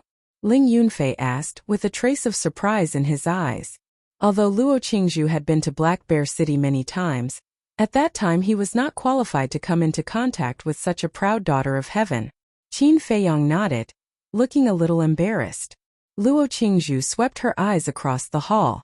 When she saw Feng Ling Heir, she said in surprise, Sister Ling Heir, it's really you. The staff member also tactfully retreated. Feng Ling Heir went up and said with a smile, little girl, I haven't seen you for a few months. You've grown so beautiful? Luo Qingzhu blushed and said with a smile, no matter how beautiful I am, I can't compare to you, Sister Ling Heir. Little girl, your little mouth is getting sweeter and sweeter. Come, let sister kiss you. Feng Ling Heir stretched out her jade finger and lifted Luo Qingzhu's chin, looking very seductive. Do you think we don't exist? Qin Feiyang muttered. These two lasses were simply torturing single dogs. Luo Qingzhu's face turned even redder. She grabbed Feng Ling Heir's jade hand and rolled her eyes at her. She said with dissatisfaction, you're only 3 years older than me. Can you not always call me little girl? I can't help it. Who told me to be older than you? Feng Ling Heir smiled proudly. 3 years older? Qin Feiyang was shocked. If he remembered correctly, Luo Qingzhu was about the same age as him. In other words, Feng Ling Heir was only 18 years old? An 18-year-old 2-star martial ancestor realm, this woman was truly a monster. No wonder the Martial Imperial Hall doted on her so much. Feng Ling Heir looked around and said, little girl, I came all the way from Yen City to see you. Are you going to treat me like this? Look at me. I was so happy that I forgot. Come with me. Luo Qingzhu grabbed Feng Ling Heir's hand and turned to walk to the second floor. Feng Ling Heir didn't greet Qin Feiyang and Luo Qingzhu. She just left with Luo Qingzhu while laughing. Seems that we've been treated like air. Ling Yunfei smiled bitterly. Isn't this the best chance? Qin Feiyang's eyes flashed. He turned and ran outside. Chance? Ling Yunfei was stunned. He immediately reacted and chased after him. On the second floor of the treasure pavilion, Feng Ling Heir smiled and said, Qingzhu, I'm not the only one who came. There's an old friend of yours. Old friend? Luo Qingzhu was stunned and asked, who? Behind you. Feng Ling Heir pointed behind her. Luo Qingzhu looked and shook her head. There's no one. No one. Feng Ling Heir quickly turned around and was dumbfounded. Where were those two bastards? Not good. I was careless and let them escape. Feng Ling Heir was flustered and exasperated. She glanced at both sides of the corridor. At the end of the corridor there was a window. She quickly ran over and jumped out, landing on the street. She looked at both ends of the street. Not to mention people, there wasn't even a shadow. Luo Qingzhu also jumped down from the window. She looked at Feng Ling Heir in confusion. There's indeed something wrong with those two bastards. Feng Ling clenched her jade-like hands and gritted her teeth in hatred. Luo Qingzhu frowned and said, Sister Ling, who is it? Feng Ling whispered a name in her ear. What? It's actually him. Luo Qingzhu's eyes were filled with disbelief. He actually came to Star Moon City? Feng Ling said in a deep voice. He told me that he came to Star Moon City to see you and Zhao Shuang, but now it seems that he has other motives. Luo Qingzhu said, Sister Ling, don't worry. Star Moon City only has one city gate. I'll immediately get a few battle kings to block the city gate. We'll find them sooner or later. Good idea. Battle kings are much faster than them. As long as we trap them in the city, we won't have to worry about not being able to catch them. Feng Ling sneered. I say, is there a need to do this? A bitter laugh rang out. Soon after, Qin Feiyang and Ling Yunfei walked out of a small alley not far away. Their faces were filled with helplessness and bitterness. They knew that their speed couldn't compare to Feng Ling's, so they hid here the moment they ran out of the treasure pavilion. They wanted to wait until Feng Ling couldn't find them, then they would naturally give up. But they never expected that these two women would actually plan to send battle kings to block them. Wasn't this the same as forcing them to their deaths?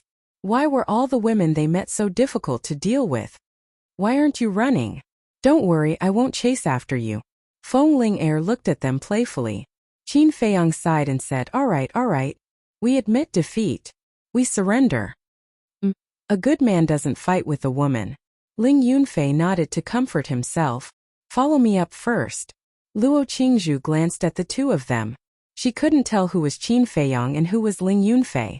Following Luo Qingzhu, the three of them went to the second floor and entered a simple lounge. After closing the door, Luo Qingzhu looked at the two of them and asked, which one of you is Qin Feiyang? Me. Qin Feiyang sat down on a chair. Since he couldn't escape, he might as well take things as they came. Luo Qingzhu walked to him and scolded, you're really bold. You actually dared to come out alone. Aren't you afraid that the Danwang Hall will kill you? Qin Feiyang was stunned. He stood up and stepped forward. Face to face with Luo Qingzhu, he said flirtatiously, are you worried about me? Don't tell me you've really fallen for me? Luo Qingzhu stuttered. Her cheeks were slightly red. This little girl's face is actually red? Qin Feiyang was stunned. He hurriedly took 2 steps back. This was not a joke. Right, where's Zhao Shuang? Is she okay? He quickly changed the topic. She's in the Martial King Hall. Do you want me to call her? Luo Qingzhu lowered her head and said, let's not disturb her. Qin Feiyang shook his head. He took out 2 top-grade red fire-colored glass pellets from his Cosmos bag and said with a smile, here. Thank you for helping me hide my identity. Luo Qingzhu looked at the 2 pellets.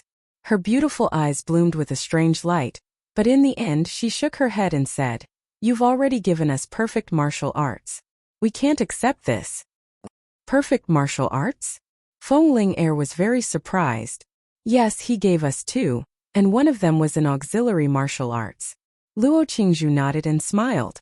She finally recovered her previous spirit. Feng Ling looked at Qin Feiyang in disbelief. Qin Feiyang directly stuffed the 2 pellets into Luo Qingzhu's hands. He turned to look at Feng Ling and said temptingly, if you let us go, I'll also give you an auxiliary martial arts. In your dreams. Feng Ling turned her head and looked away with a look of indifference. Seeing this, Qin Feiyang no longer talked nonsense. He looked at Ling Yunfei and said helplessly, you see, I don't have a solution now. You do what you want. Ling Yunfei suddenly frowned. Finally, he gritted his teeth and said, Senior Sister Ling, you guessed right. Our destination is not Star Moon City, but the desert in the extreme north. What? Luo Qingzhu's beautiful face turned pale. Qin Feiyang's pupils shrank. He asked, you know that desert? Not only me, everyone in Star Moon City knows. Chapter 153. Qin Feiyang frowned. It seemed that the situation was not good. Sure enough, Luo Qingzhu's next words confirmed this point. She said, that desert was not only vast and boundless, but also full of danger. No one had ever walked out of it alive. The people of Xingyue City called it the Death Desert, and regarded it as a forbidden area. Feng Ling frowned and asked, "What are you two doing in the Death Desert?" Ling Yunfei was silent. Qin Feiyang did not say anything. Feng Ling threatened, "If you don't say it, I'll inform Elder Wan now." "Alright, I'll tell you.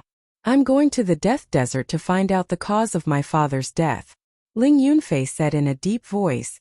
"Cause of death?" Feng Ling was shocked. "That's right. Back then my father went to the Death Desert and lost his life." Ling Yunfei nodded with a trace of pain in his eyes. Feng Ling was stunned. She did not expect such a thing to happen. "I'm sorry."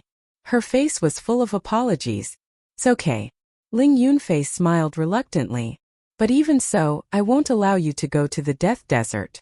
Because you're going to die. The cause of your father's death can wait until you become a battle king or even a battle emperor. You don't have to be in a hurry. Don't think that I'm joking with you. I know the two law-enforcing elders of Xingyue City's Martial Imperial Palace. As long as I say the word, you won't be able to escape." Feng Ling said. "Senior sister, I know you're doing this for my own good. But this time I have to go. Because I don't know how long I can live. What if I die one day? After all, the path of cultivation is full of danger. I can lose my life at any time. I don't want to live with regret for the rest of my life. Senior sister, Elder Feng was kidnapped by Zuan, and we don't know whether he's dead or alive. You must be very worried and sad now. So I hope you can understand my feelings," Ling Yunfei pleaded. Feng Ling looked at Ling Yunfei with flickering eyes. Alas! In the end, she sighed faintly and said, "All right, since you're so pitiful, I won't stop you. But the prerequisite is that I'll go too." "Ah!" Ling Yunfei was shocked and looked at Ling Yunfei for help. Qin Feiyang said, "You can go. But you're not allowed to act recklessly on the way." Feng Ling glared at him and said angrily, "When have I ever been willful? You're being willful all the time." Qin Feiyang mercilessly counterattacked. Even the Desert of Death was so dangerous, let alone that strange place. Therefore he had to advance step by step and eliminate all hidden dangers in advance. "Little bastard, say that again." Feng Ling gnashed her teeth and stared at him. Her beautiful eyes were full of anger. If she took off her mask, she would find that she was very cute now. "It's the same no matter how many times I say it." Qin Feiyang looked straight at her without dodging. If it was a normal day, he could give in. After all, as a man, he had to be magnanimous and give in to women. But in the face of serious business, he would not compromise with any woman. Feng Ling had an illusion at this moment. She felt that the current Qin Feiyang seemed to be a different person. He had the aura of an overlord of heaven and earth. Especially his eyes, which were sharp and somewhat intimidating, made her have the idea of avoiding. How could this be? I'm actually afraid of him in my heart? Feng Ling found it hard to believe. Qin Feiyang was only an 8-star martial master, but she was a 2-star martial grandmaster. There was a difference of a few small realms. It should be Qin Feiyang who was afraid of her? She did not dare to continue looking at him, because the fear in her heart had become stronger. She was really afraid that she could not control herself and lowered her head to Qin Feiyang. Her self-esteem, her pride, would not allow this to happen. So, she looked away and coldly snorted. This aunt is magnanimous and will not argue with you. In this invisible contest, Qin Feiyang had won. He turned his gaze and looked at Luo Qingzhu, asking, "Is there a safer route from Xingyue City to the Desert of Death?" "Yes." Luo Qingzhu nodded. Although the Desert of Death was dangerous, many people liked to explore it. Of course, they only entered the periphery and did not dare to go deep. Therefore, over the years they slowly opened up a safe route. However, this safe route wasn't completely free of danger. Along the way, they would still encounter many fierce beasts. This depended on luck. If one was lucky, they would only encounter low-level fierce beasts. If one was unlucky and encountered a few martial grandmasters or even war king-level fierce beasts, their lives would be in danger. Qin Feiyang laughed. "Then I'll have to trouble you to draw a map for me." "This?" Luo Qingzhu hesitated for a moment and nodded. "All right, wait a moment." Then he walked to the desk and drew with a brush. Not long after, a map appeared in front of him. "The place I marked with the red dot is the most dangerous place. You must be careful." In addition, there are 3 black dots. They are absolutely safe places. You can stop cultivating and adjust your state. Luo Qingzhu pointed at the map and introduced it to the 3 of them in detail. You're really thoughtful, Qin Feiyang muttered. Although the 3 safe spots might not be useful, he would remember Luo Qingzhu's good intentions. It was late at night. There was no moon in the sky and it was pitch black outside the city. It was obviously not suitable for traveling. The 3 of them stayed in the treasure pavilion. In the dead of night, Qin Feiyang stood in front of the window and looked at the dark sky. He was like an old monk in meditation and did not move for a long time. Buzz. He did not know how long had passed.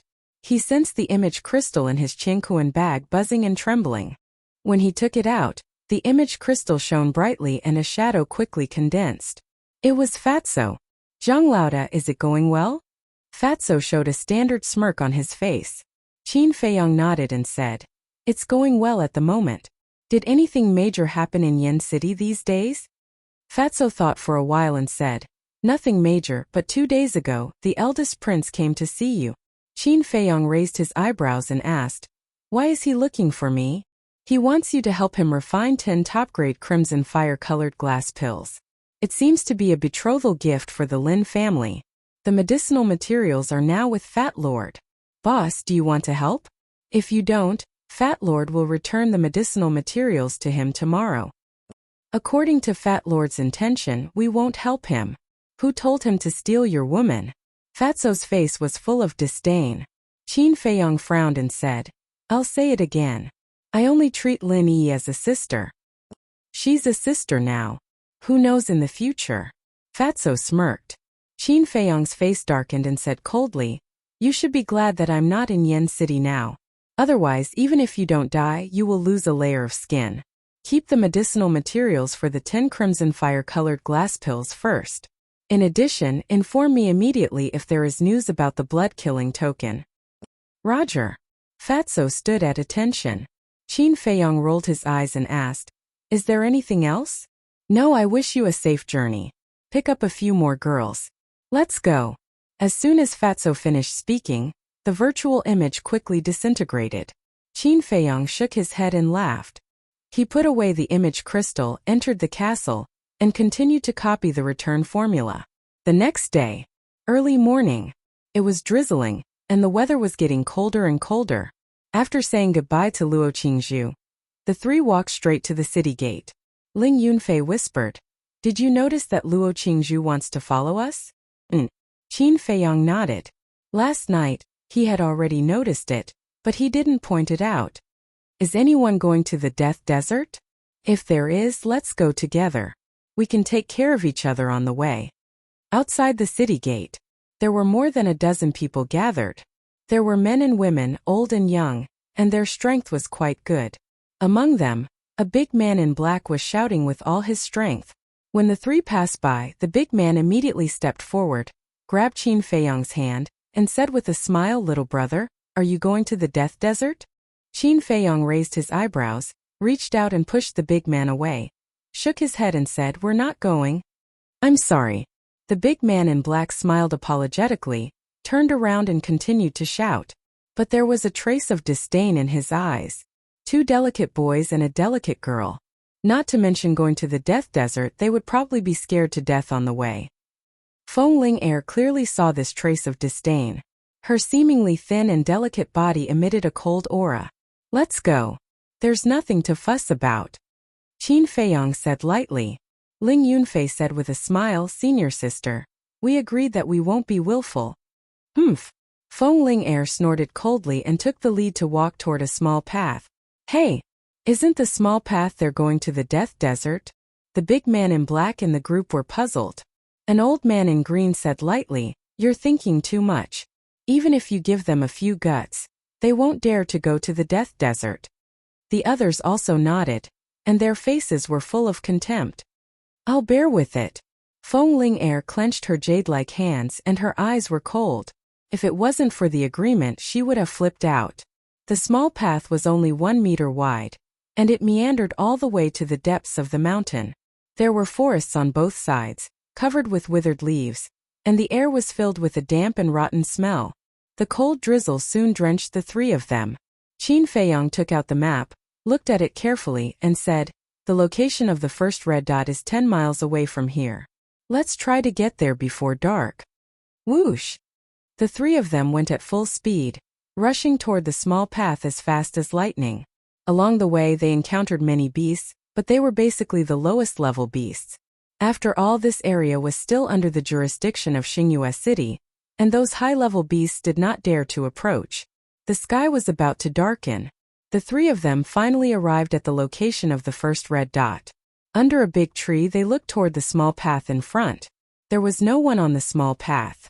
On both sides, there were groups of trees, bushes, and weeds as tall as a person. However, after observing for a while, they did not see any danger. Ling Yunfei frowned. Isn't Luo Qingzhu exaggerating? She's in Xingyue City all year round and is very familiar with this area. It's impossible for her to talk nonsense. Feng Ling said as she grabbed a fist-sized stone from the ground and threw it toward the small path in front, throwing a stone to test the path. However, the stone fell to the ground and did not cause any changes. The surroundings were still dead silent. Chapter 154. Maybe we're lucky that there are no beasts nearby. Feng Ling smiled. But even she found it hard to believe her own words. Let's go over quickly, Ling Yunfei urged. Even if there was danger, they could only brace themselves and charge through. They couldn't just go back home. Wait. Qin Feiyang reached out to stop the two of them and smiled. It's time to let it go now. The two of them were stunned. Qin Feiyang waved his hand and Wolf King immediately appeared out of thin air. Ow! Brother Wolf is finally out. Earth tremble.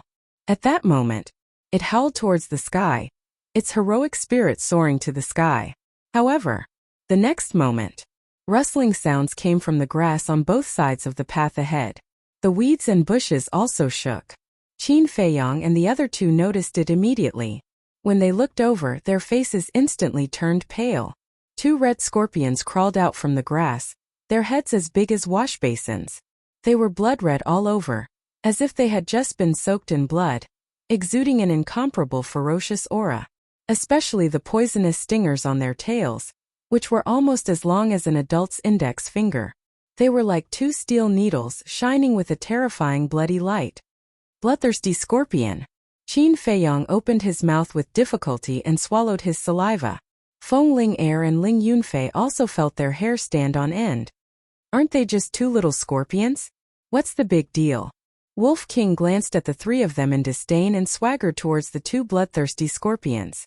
However, before it could get close, its body stiffened. One by one, bloodthirsty scorpions kept crawling out from the grass. 2, 5, 10. They were densely packed and couldn't be counted in a short time.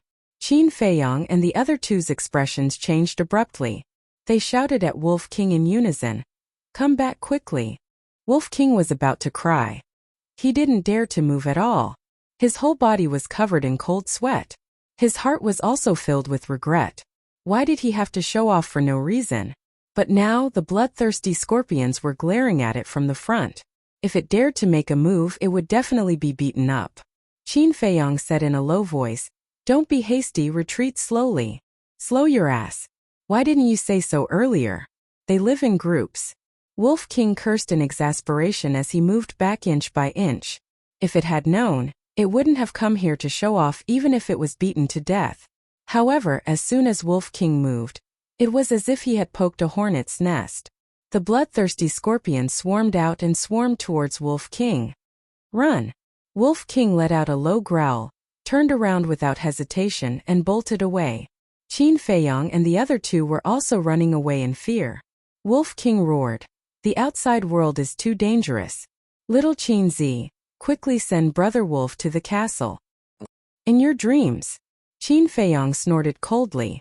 Some time ago it was clamoring to come out. Now that it was in danger, it wanted to hide inside. How could it be so easy? Disloyal bastard. Brother Wolf will bite you to death. Wolf King roared angrily. When he looked back, he was so scared that he almost peed. Those bloodthirsty scorpions were not slower than him at all. Distance. They were quickly closing in. Help Brother Wolf. Wolf King hurriedly asked for help. Feng Ling was a 2-star martial grandmaster. Although she did not have any auxiliary martial arts techniques, she was undoubtedly the fastest. Although Qin Feiyong and Feng Ling were 8-star martial masters, they had mastered perfect auxiliary martial arts techniques. Except for Wolf King. Although it was comparable to a 9-star martial master, its speed could not keep up. Qin Feiyong turned his head and his eyes suddenly darkened. He decisively took out the Chong Shui, turned around and ran towards Wolf King. Little Qin Zi, you are loyal. Wolf King was overjoyed. Whoosh! But in the next moment, the group of bloodthirsty scorpions behind him raised their tails and spat out blood-red liquid. Like arrows they shot towards Wolf King. Damn it, don't scorpions only sting people? Why do they spit venom? Wolf King was so scared that he roared again and again. Who told you that they only sting people? Qin Feiyong was speechless. Ordinary scorpions only knew how to sting people, but were these scorpions ordinary? They were more terrifying than ordinary beasts. Whoosh! Wolf King suddenly turned around and jumped into the forest next to him. Qin Feiyong's expression changed drastically and he roared, "Come out quickly!" But as soon as Wolf King jumped into the forest, the venom rushed towards him. Damn it! Qin Feiyong cursed and also jumped into the grass next to him. He had narrowly escaped a calamity, and the venom shot to the ground making a sizzling sound. In the blink of an eye, a face-sized pit appeared. And there was also a scarlet blood mist rising from the pit. This blood mist drifted in the air. It actually carried a faint fragrance. However, wherever this blood mist shrouded, whether it was flowers, grass, or trees, they withered and rotted at a speed visible to the naked eye. Obviously, this blood mist also contained a strong poison. Qin Feiyong got up, covered his nose first, and looked towards the front of the path. Those bloodthirsty scorpions did not stop. Like a sea of blood they surged over, making people's hair stand on end. Feng Ling Ling Yunfei, you guys run. When I find Wolf King I will meet you guys. Qin Feiyong roared and went into the forest without looking back, looking for Wolf King. Extremely annoyed. This damn white-eyed wolf. Didn't he know that the forest was more dangerous than the path? Hearing Qin Feiyong's roar, Ling Yunfei and Feng Ling immediately turned around and fled along the path. And the scorpions did not chase after them. Instead, they rushed into the forest and swarmed towards Qin Feiyong. Qin Feiyong's face was gloomy to the extreme. As he ran, he scanned the forest. The sky was getting darker and darker. If he did not leave the forest, he was afraid that he would not only face the scorpions, but also other birds and beasts. Ow! Roar! Suddenly, from the left there was a wolf howl and a beast roar. Qin Feiyong slammed on the brakes, turned around and sped away. Crack! Rustle! Behind, the bloodthirsty scorpions were like a swarm of locusts. Wherever they passed, they were unstoppable. Patches of weeds and shrubs fell, leaving a mess. Fortunately, the forest was dense and helped Qin Feiyong block the venom. Otherwise, he would not even have bones left now. After galloping for about 10 breaths, he came to a small hillside. At the bottom of the hillside there was a small river. The water was very muddy, and on the riverbank, Wolf King was crazily fighting with a fierce crocodile. When Qin Feiyong saw the appearance of the fierce crocodile, his face instantly paled. It was actually a saw-toothed crocodile. Wolf King roared, "Little Tianzi, come down and help." Qin Feiyong dashed down like an arrow. Borrowing the force of his descent, he clenched his 5 fingers tightly and his true energy surged as he threw a punch at the Wolf King. That's right. The target of the attack was Wolf King. Seeing that the fist was about to hit Wolf King suddenly dodged to the side. Rushing thunder killing fist. At the same time, Qin Feiyong growled and punched the head of the saw-toothed crocodile. Roar! Accompanied by a painful scream, the head of the saw-toothed crocodile burst open on the spot. Bang! Its huge body also fell to the ground. Wolf King said with lingering fear, "Fortunately, you came in time. Otherwise, Brother Wolf would be dead." Let's go. Last time near Black Bear City, Ling Yunfei and I killed a saw-toothed crocodile. In the end, we alarmed the entire group of crocodiles. I'm afraid this time is no exception. Qin Feiyong shouted in a low voice. Roar! However, it was too late. Saw-toothed crocodiles continued to appear from the forest on both sides and the river in front. The small ones were 5 or 6 meters long. The big ones were more than 10 meters long. There were even 2 saw-toothed crocodiles that were more than 20 meters long behind the crocodiles on both sides. Those bloody mouths and dense fangs made the man and wolf's faces turn pale. Look behind. The bloodthirsty scorpions rushed down from the hillside like a blood-colored waterfall, making people shudder. You really jinxed it, Wolf King said angrily. If it weren't for you running into the forest, would we be in such a situation? Qin Feiyong said angrily. If Brother Wolf didn't run into the forest, he would have been drowned by the venom. I'm afraid not even a strand of hair is left now. Wolf King roared. All right. Stop talking nonsense. I have an idea.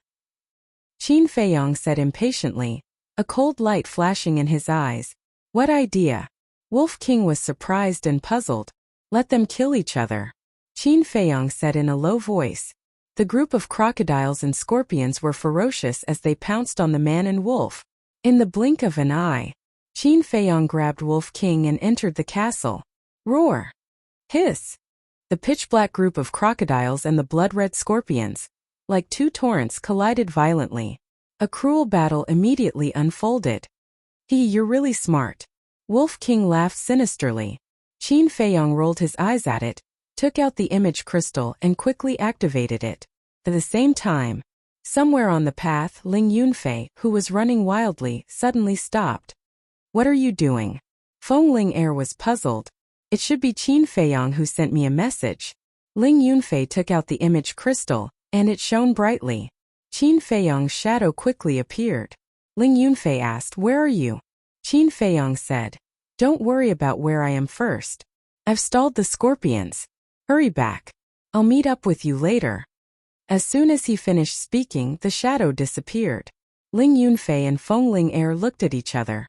Was this guy really that capable? He could even stall the scorpions?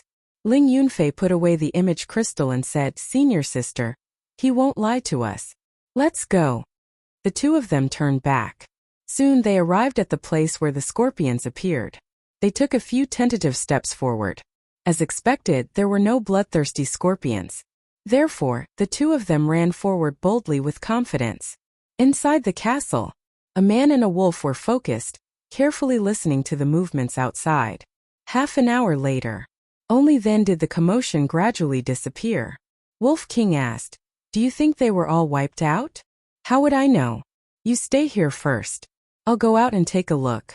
After Qin Feiyong finished speaking, he appeared in his original position. But half an hour later the sky was completely dark. He couldn't see his fingers or see anything.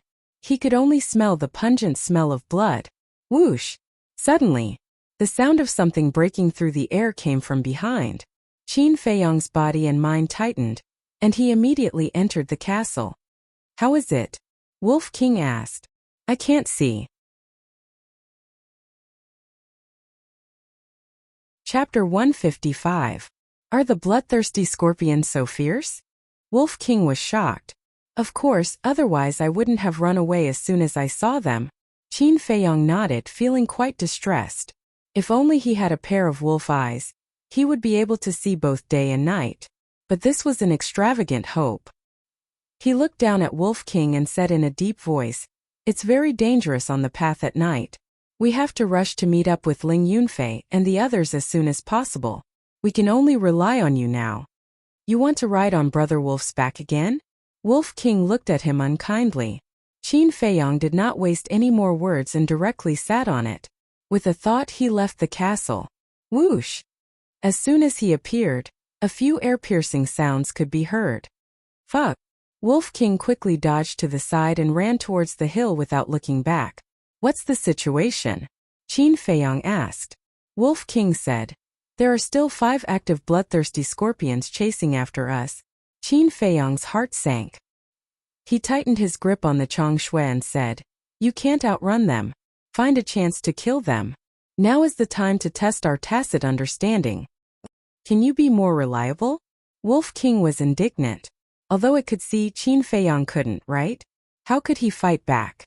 Qin Feiyong said, Okay, stop complaining. Find a chance. I really don't know if it's because of my previous life. What did Brother Wolf owe you? Now you're tormenting me like this. Wolf King jumped a few times and landed on the hill. The 5 bloodthirsty scorpions also jumped up and pounced towards the man and wolf. Good chance. Wolf King's eyes lit up and shouted, to the left. Qin Feiyong did not hesitate and suddenly swung out the Chong Shui. At the same time, Wolf King squatted down, and 2 bloodthirsty scorpions were directly cut in half by the Chong Shui. Behind, following closely, Wolf King growled again. Qin Feiyong turned his arm and swung it back. Wolf King also jumped up, and 2 more bloodthirsty scorpions were cut into pieces. Up there, Wolf King roared again. Qin Feiyong swung his saber. The Wolf King moved a few inches to the left and struck the bloodthirsty scorpion's heart. In just the blink of an eye, he had killed 5 bloodthirsty scorpions. Seemed simple, but in reality it was extremely difficult. Because every time Qin Feiyong swung his saber, he was swinging it blindly. It was all thanks to Wolf King's cooperation. For the first time Wolf King squatted. The second time Wolf King jumped up. The third time Wolf King moved to the left. It was adjusting its position. Furthermore, it had to be done very precisely, without the slightest error. Only in this way could Chong Shui kill the bloodthirsty scorpion in one blow. Otherwise, Qin Feiyong wouldn't have been able to kill those 5 bloodthirsty scorpions. Of course, the most important thing was the tacit understanding. If the tacit understanding was slightly worse, they might lose their lives. Phew! Qin Feiyong exhaled and asked, is there anything else? No. Wolf King stood on the hillside and turned around to look below. The forest and river were beyond recognition, and corpses were everywhere. Blood dyed the ground red and the river water soaked. The scene was extremely bloody. Although Brother Wolf doesn't want to admit it, we do have a tacit understanding. The Wolf King said indifferently, then turned around and ran towards the small path. Along the way, they encountered many ferocious beasts. A man and a wolf cooperated seamlessly and dealt with them one by one. But even so, they suffered different degrees of injuries. After returning to the path, Wolf King led Qin Feiyong and chased after Ling Yunfei and Chong Shui. Not long after, Wolf King saw the corpses of ferocious beasts on the path. Blood mixed with the rain and dyed the ground red. Wolf King said, Little Qinzi, I have a bad feeling. What do you mean? Qin Feiyong frowned. Can't you smell the smell of blood in the air? Wolf King said in a deep voice. Qin Feiyong sniffed hard and his expression changed. There was indeed the smell of blood. Wolf King said, there are many corpses of ferocious beasts on the path. They might have been killed by Ling Yunfei and Chong Shui. The mood of the man and wolf became heavy. There was no moonlight. There was no way to make torches on a rainy day. Ling Yunfei and Fengling Air were also blind. They could only rely on their ears to listen. And a large number of ferocious beasts appeared on the path at night.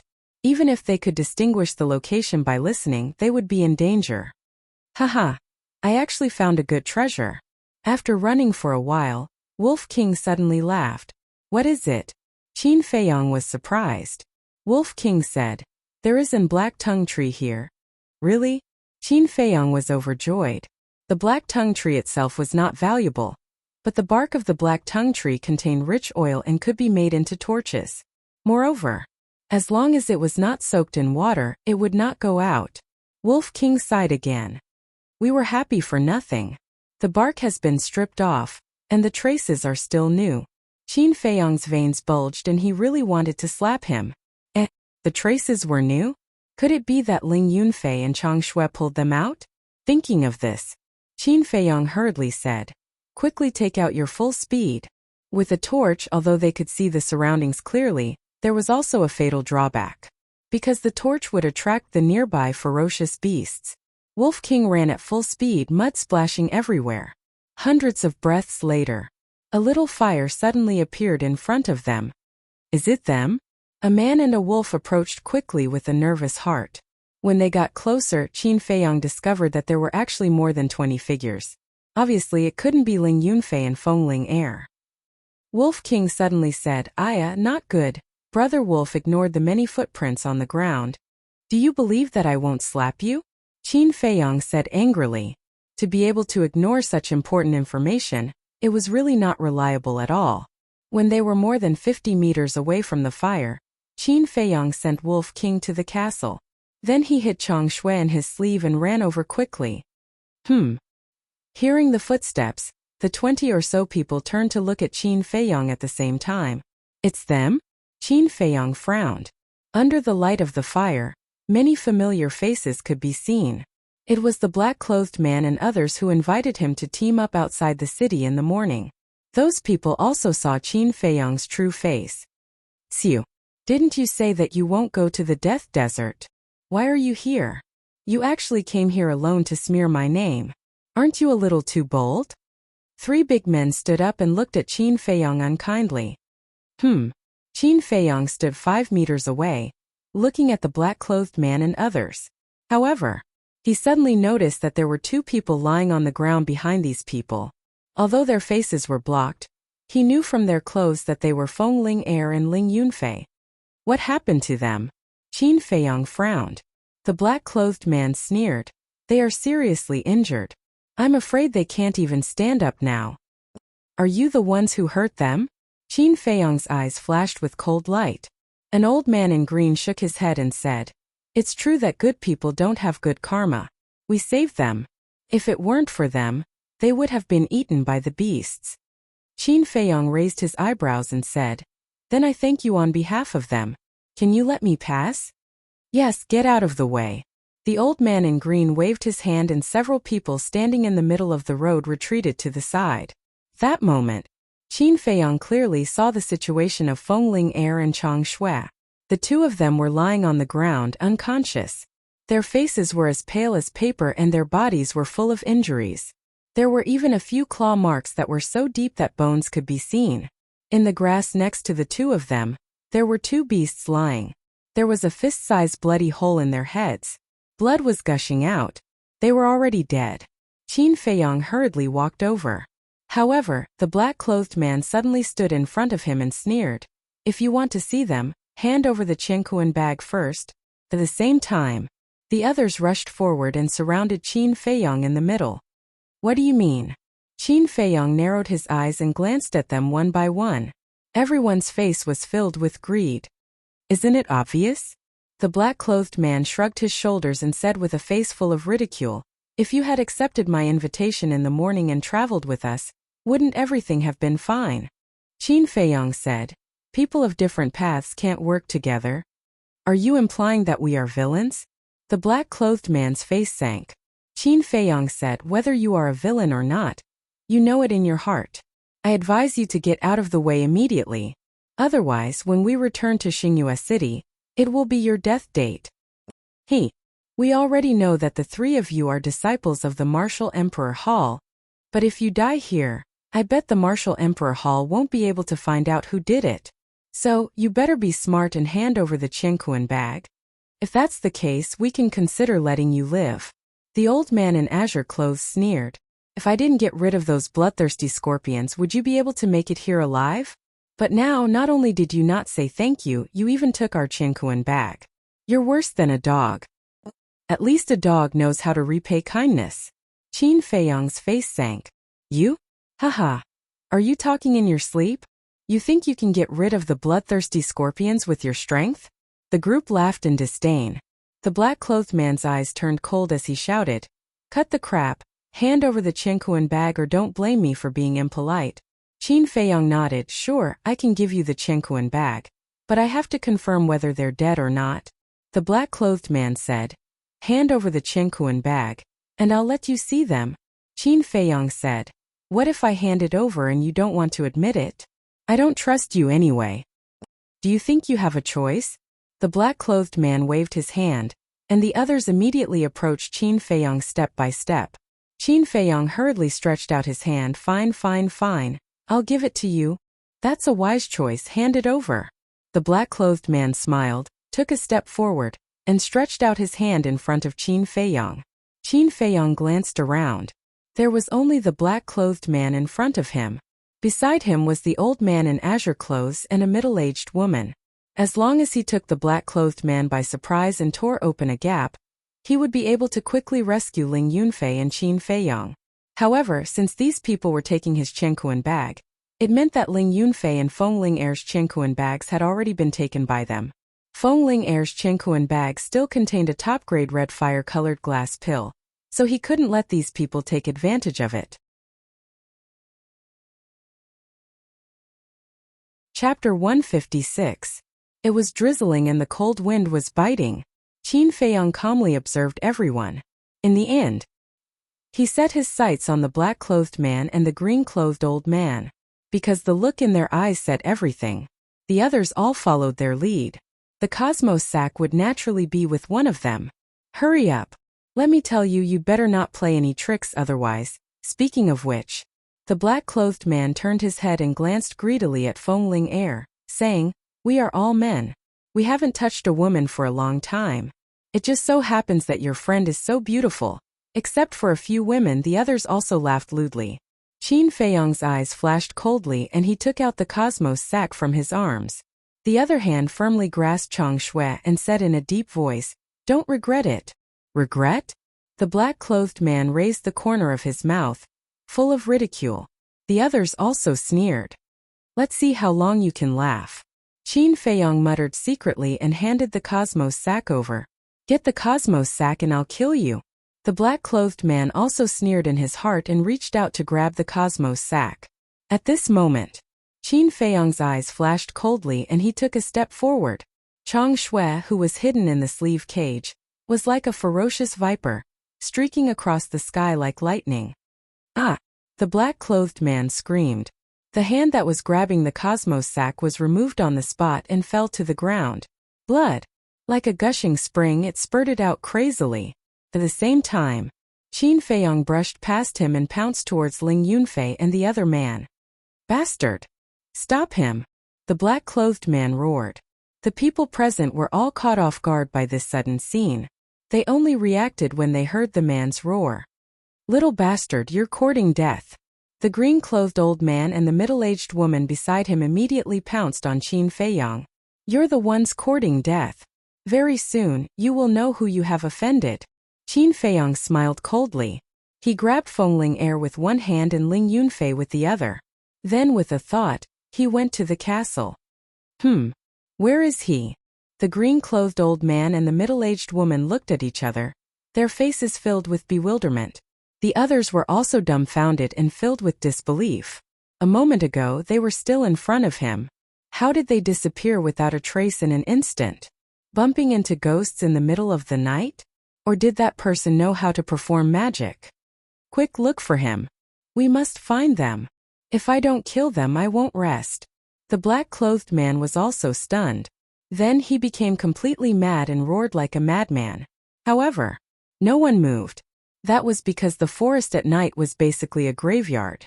They didn't want to throw their lives away. The green-clothed old man looked at the black-clothed man and frowned. He advised, "Wang Gang, calm down. It's too dangerous here. Let's go to a safer place first." The middle-aged woman nodded and said, "That's right.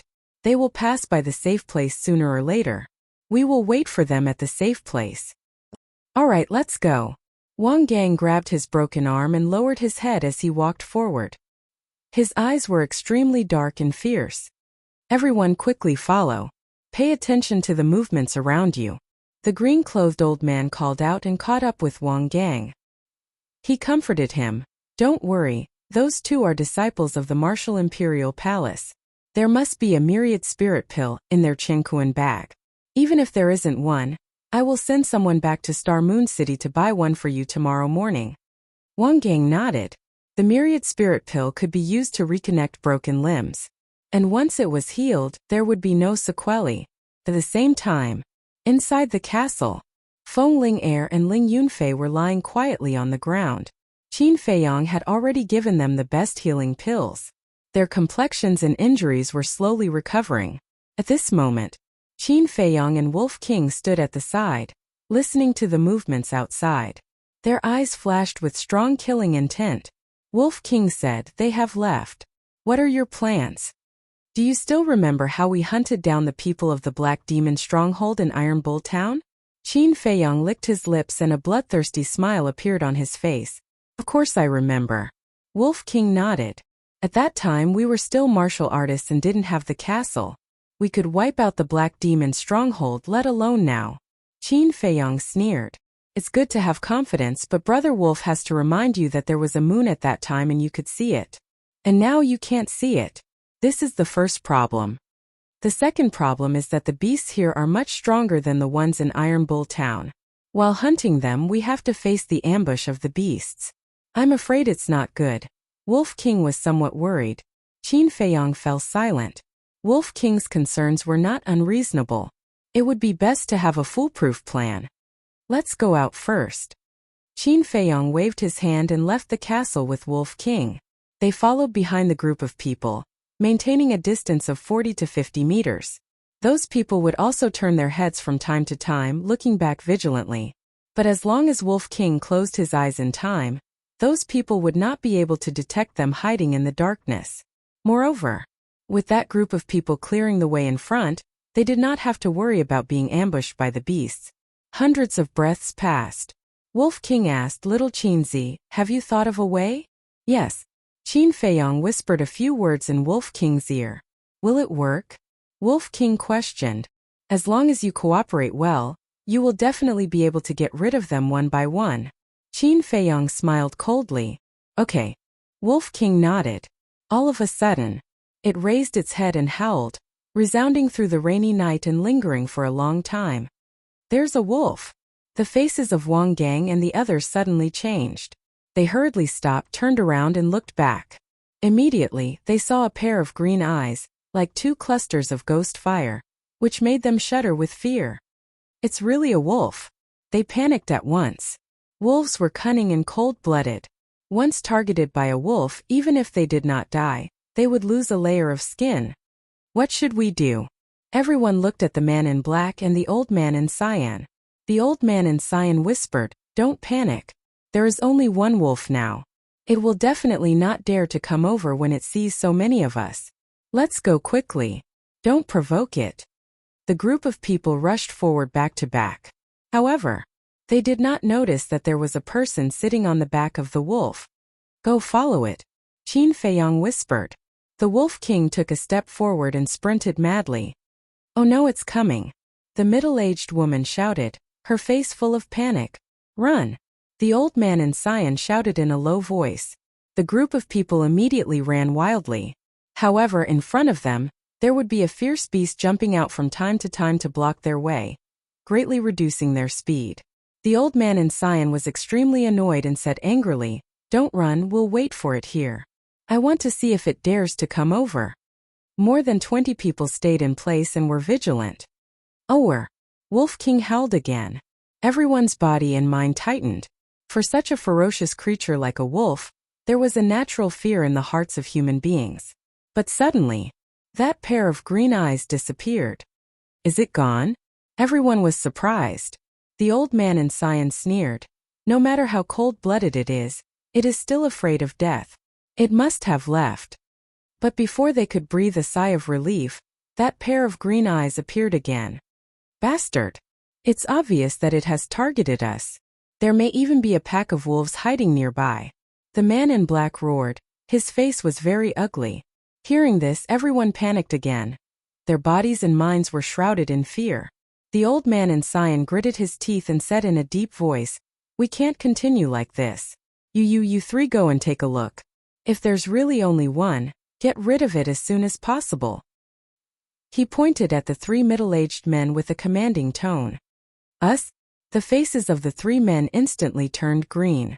The old man in cyan shouted, "Go quickly, or I'll leave you here to fend for yourselves."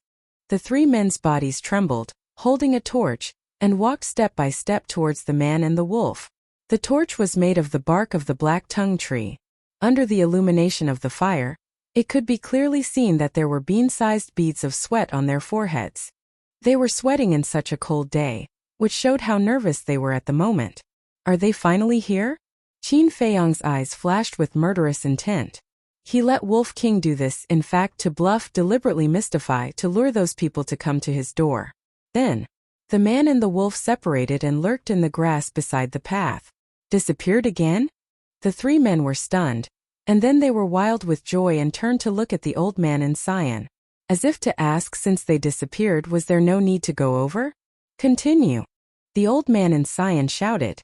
The three men's faces stiffened, and they had no choice but to bite the bullet and continue to walk. Soon, they came to the ambush point of Qin Feiyong and Wolf King. Glancing around, one of them smiled and said, I don't see any wolves, they must have left, let's hurry over. The other two nodded.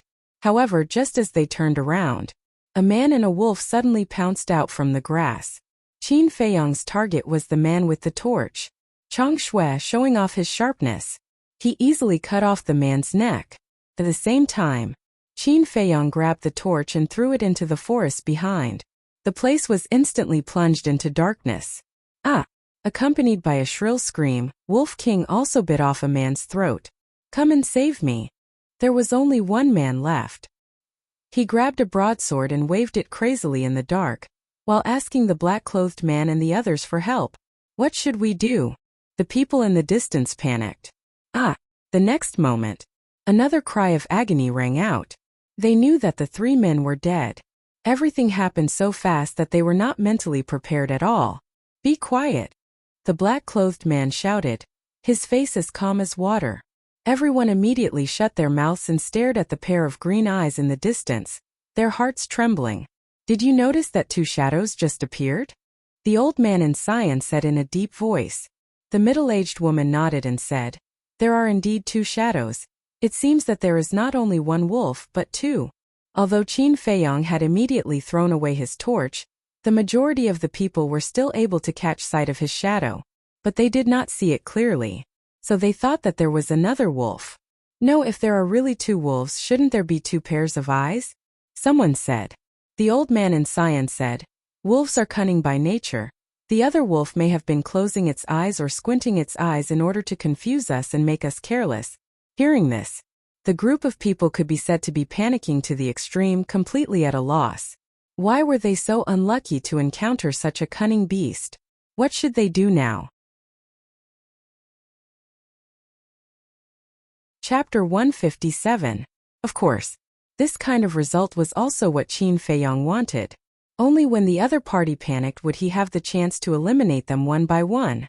Wolf King walked in front of Qin Feiyong and asked, what do we do next? Qin Feiyong sat on Wolf King's back and sneered. Continue to walk towards them. I want them to be scared out of their wits. Let them taste the taste of despair. Heh. Wolf King laughed sinisterly and walked over step by step. It's here again. Wang Gang, old he, what should we do now? The middle-aged woman and the others panicked and looked at the black-clothed man and the green-clothed old man. To be honest, the two of them didn't have any idea now. Wang Gang said in a deep voice, old he, why don't you personally bring people over and get rid of them? Why don't you go? The green-clothed old man sneered. Wang Gang said angrily, if my arm wasn't broken, I would have gone long ago. Would I still be here talking to you? The middle-aged woman frowned.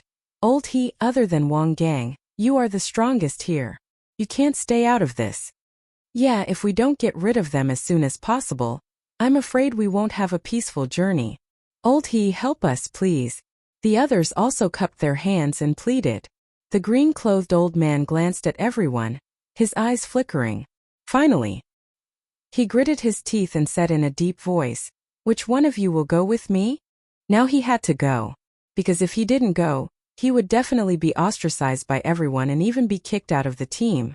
Once he was alone in this dangerous forest, even if he was strong, he didn't have the confidence to walk to the desert of death alive. Me. And me. 5 strong men walked out, looking as if they were going to die for justice. The green-clothed old man glanced at the 5 of them, pointed to 3 of them and said, the 3 of you walk in front of me, the 2 of you on the left and the other on the right. The 5 of them frowned. This arrangement was obviously to use them as shields. The green-clothed old man said, if you don't do as I say, I won't go. Everyone will wait for death together. Wang Gang raised his eyebrows and shouted, whatever old he says, you guys do it. The 5 of them exchanged glances. Regret could be clearly seen on his face. However, it was already too late for regrets. He could only brace himself and continue. Wolf King's pupils contracted, and he said, not good. There are actually 6 people coming over. Qin Feiyong said, "Don't panic. Although there are 6 of them, the only one who can truly pose a threat to us is that old bastard in green. As long as we assassinate him first, the other 5 are nothing to worry about." Without a doubt, the green-robed old man was definitely a martial ancestor, but he did not know exactly how many stars he had. As for the 5 burly men, their auras were similar to his. They were either 8-star or 9-star martial masters. With his current strength, even if it was a head-on confrontation, he was confident that he could easily get rid of the 5 of them.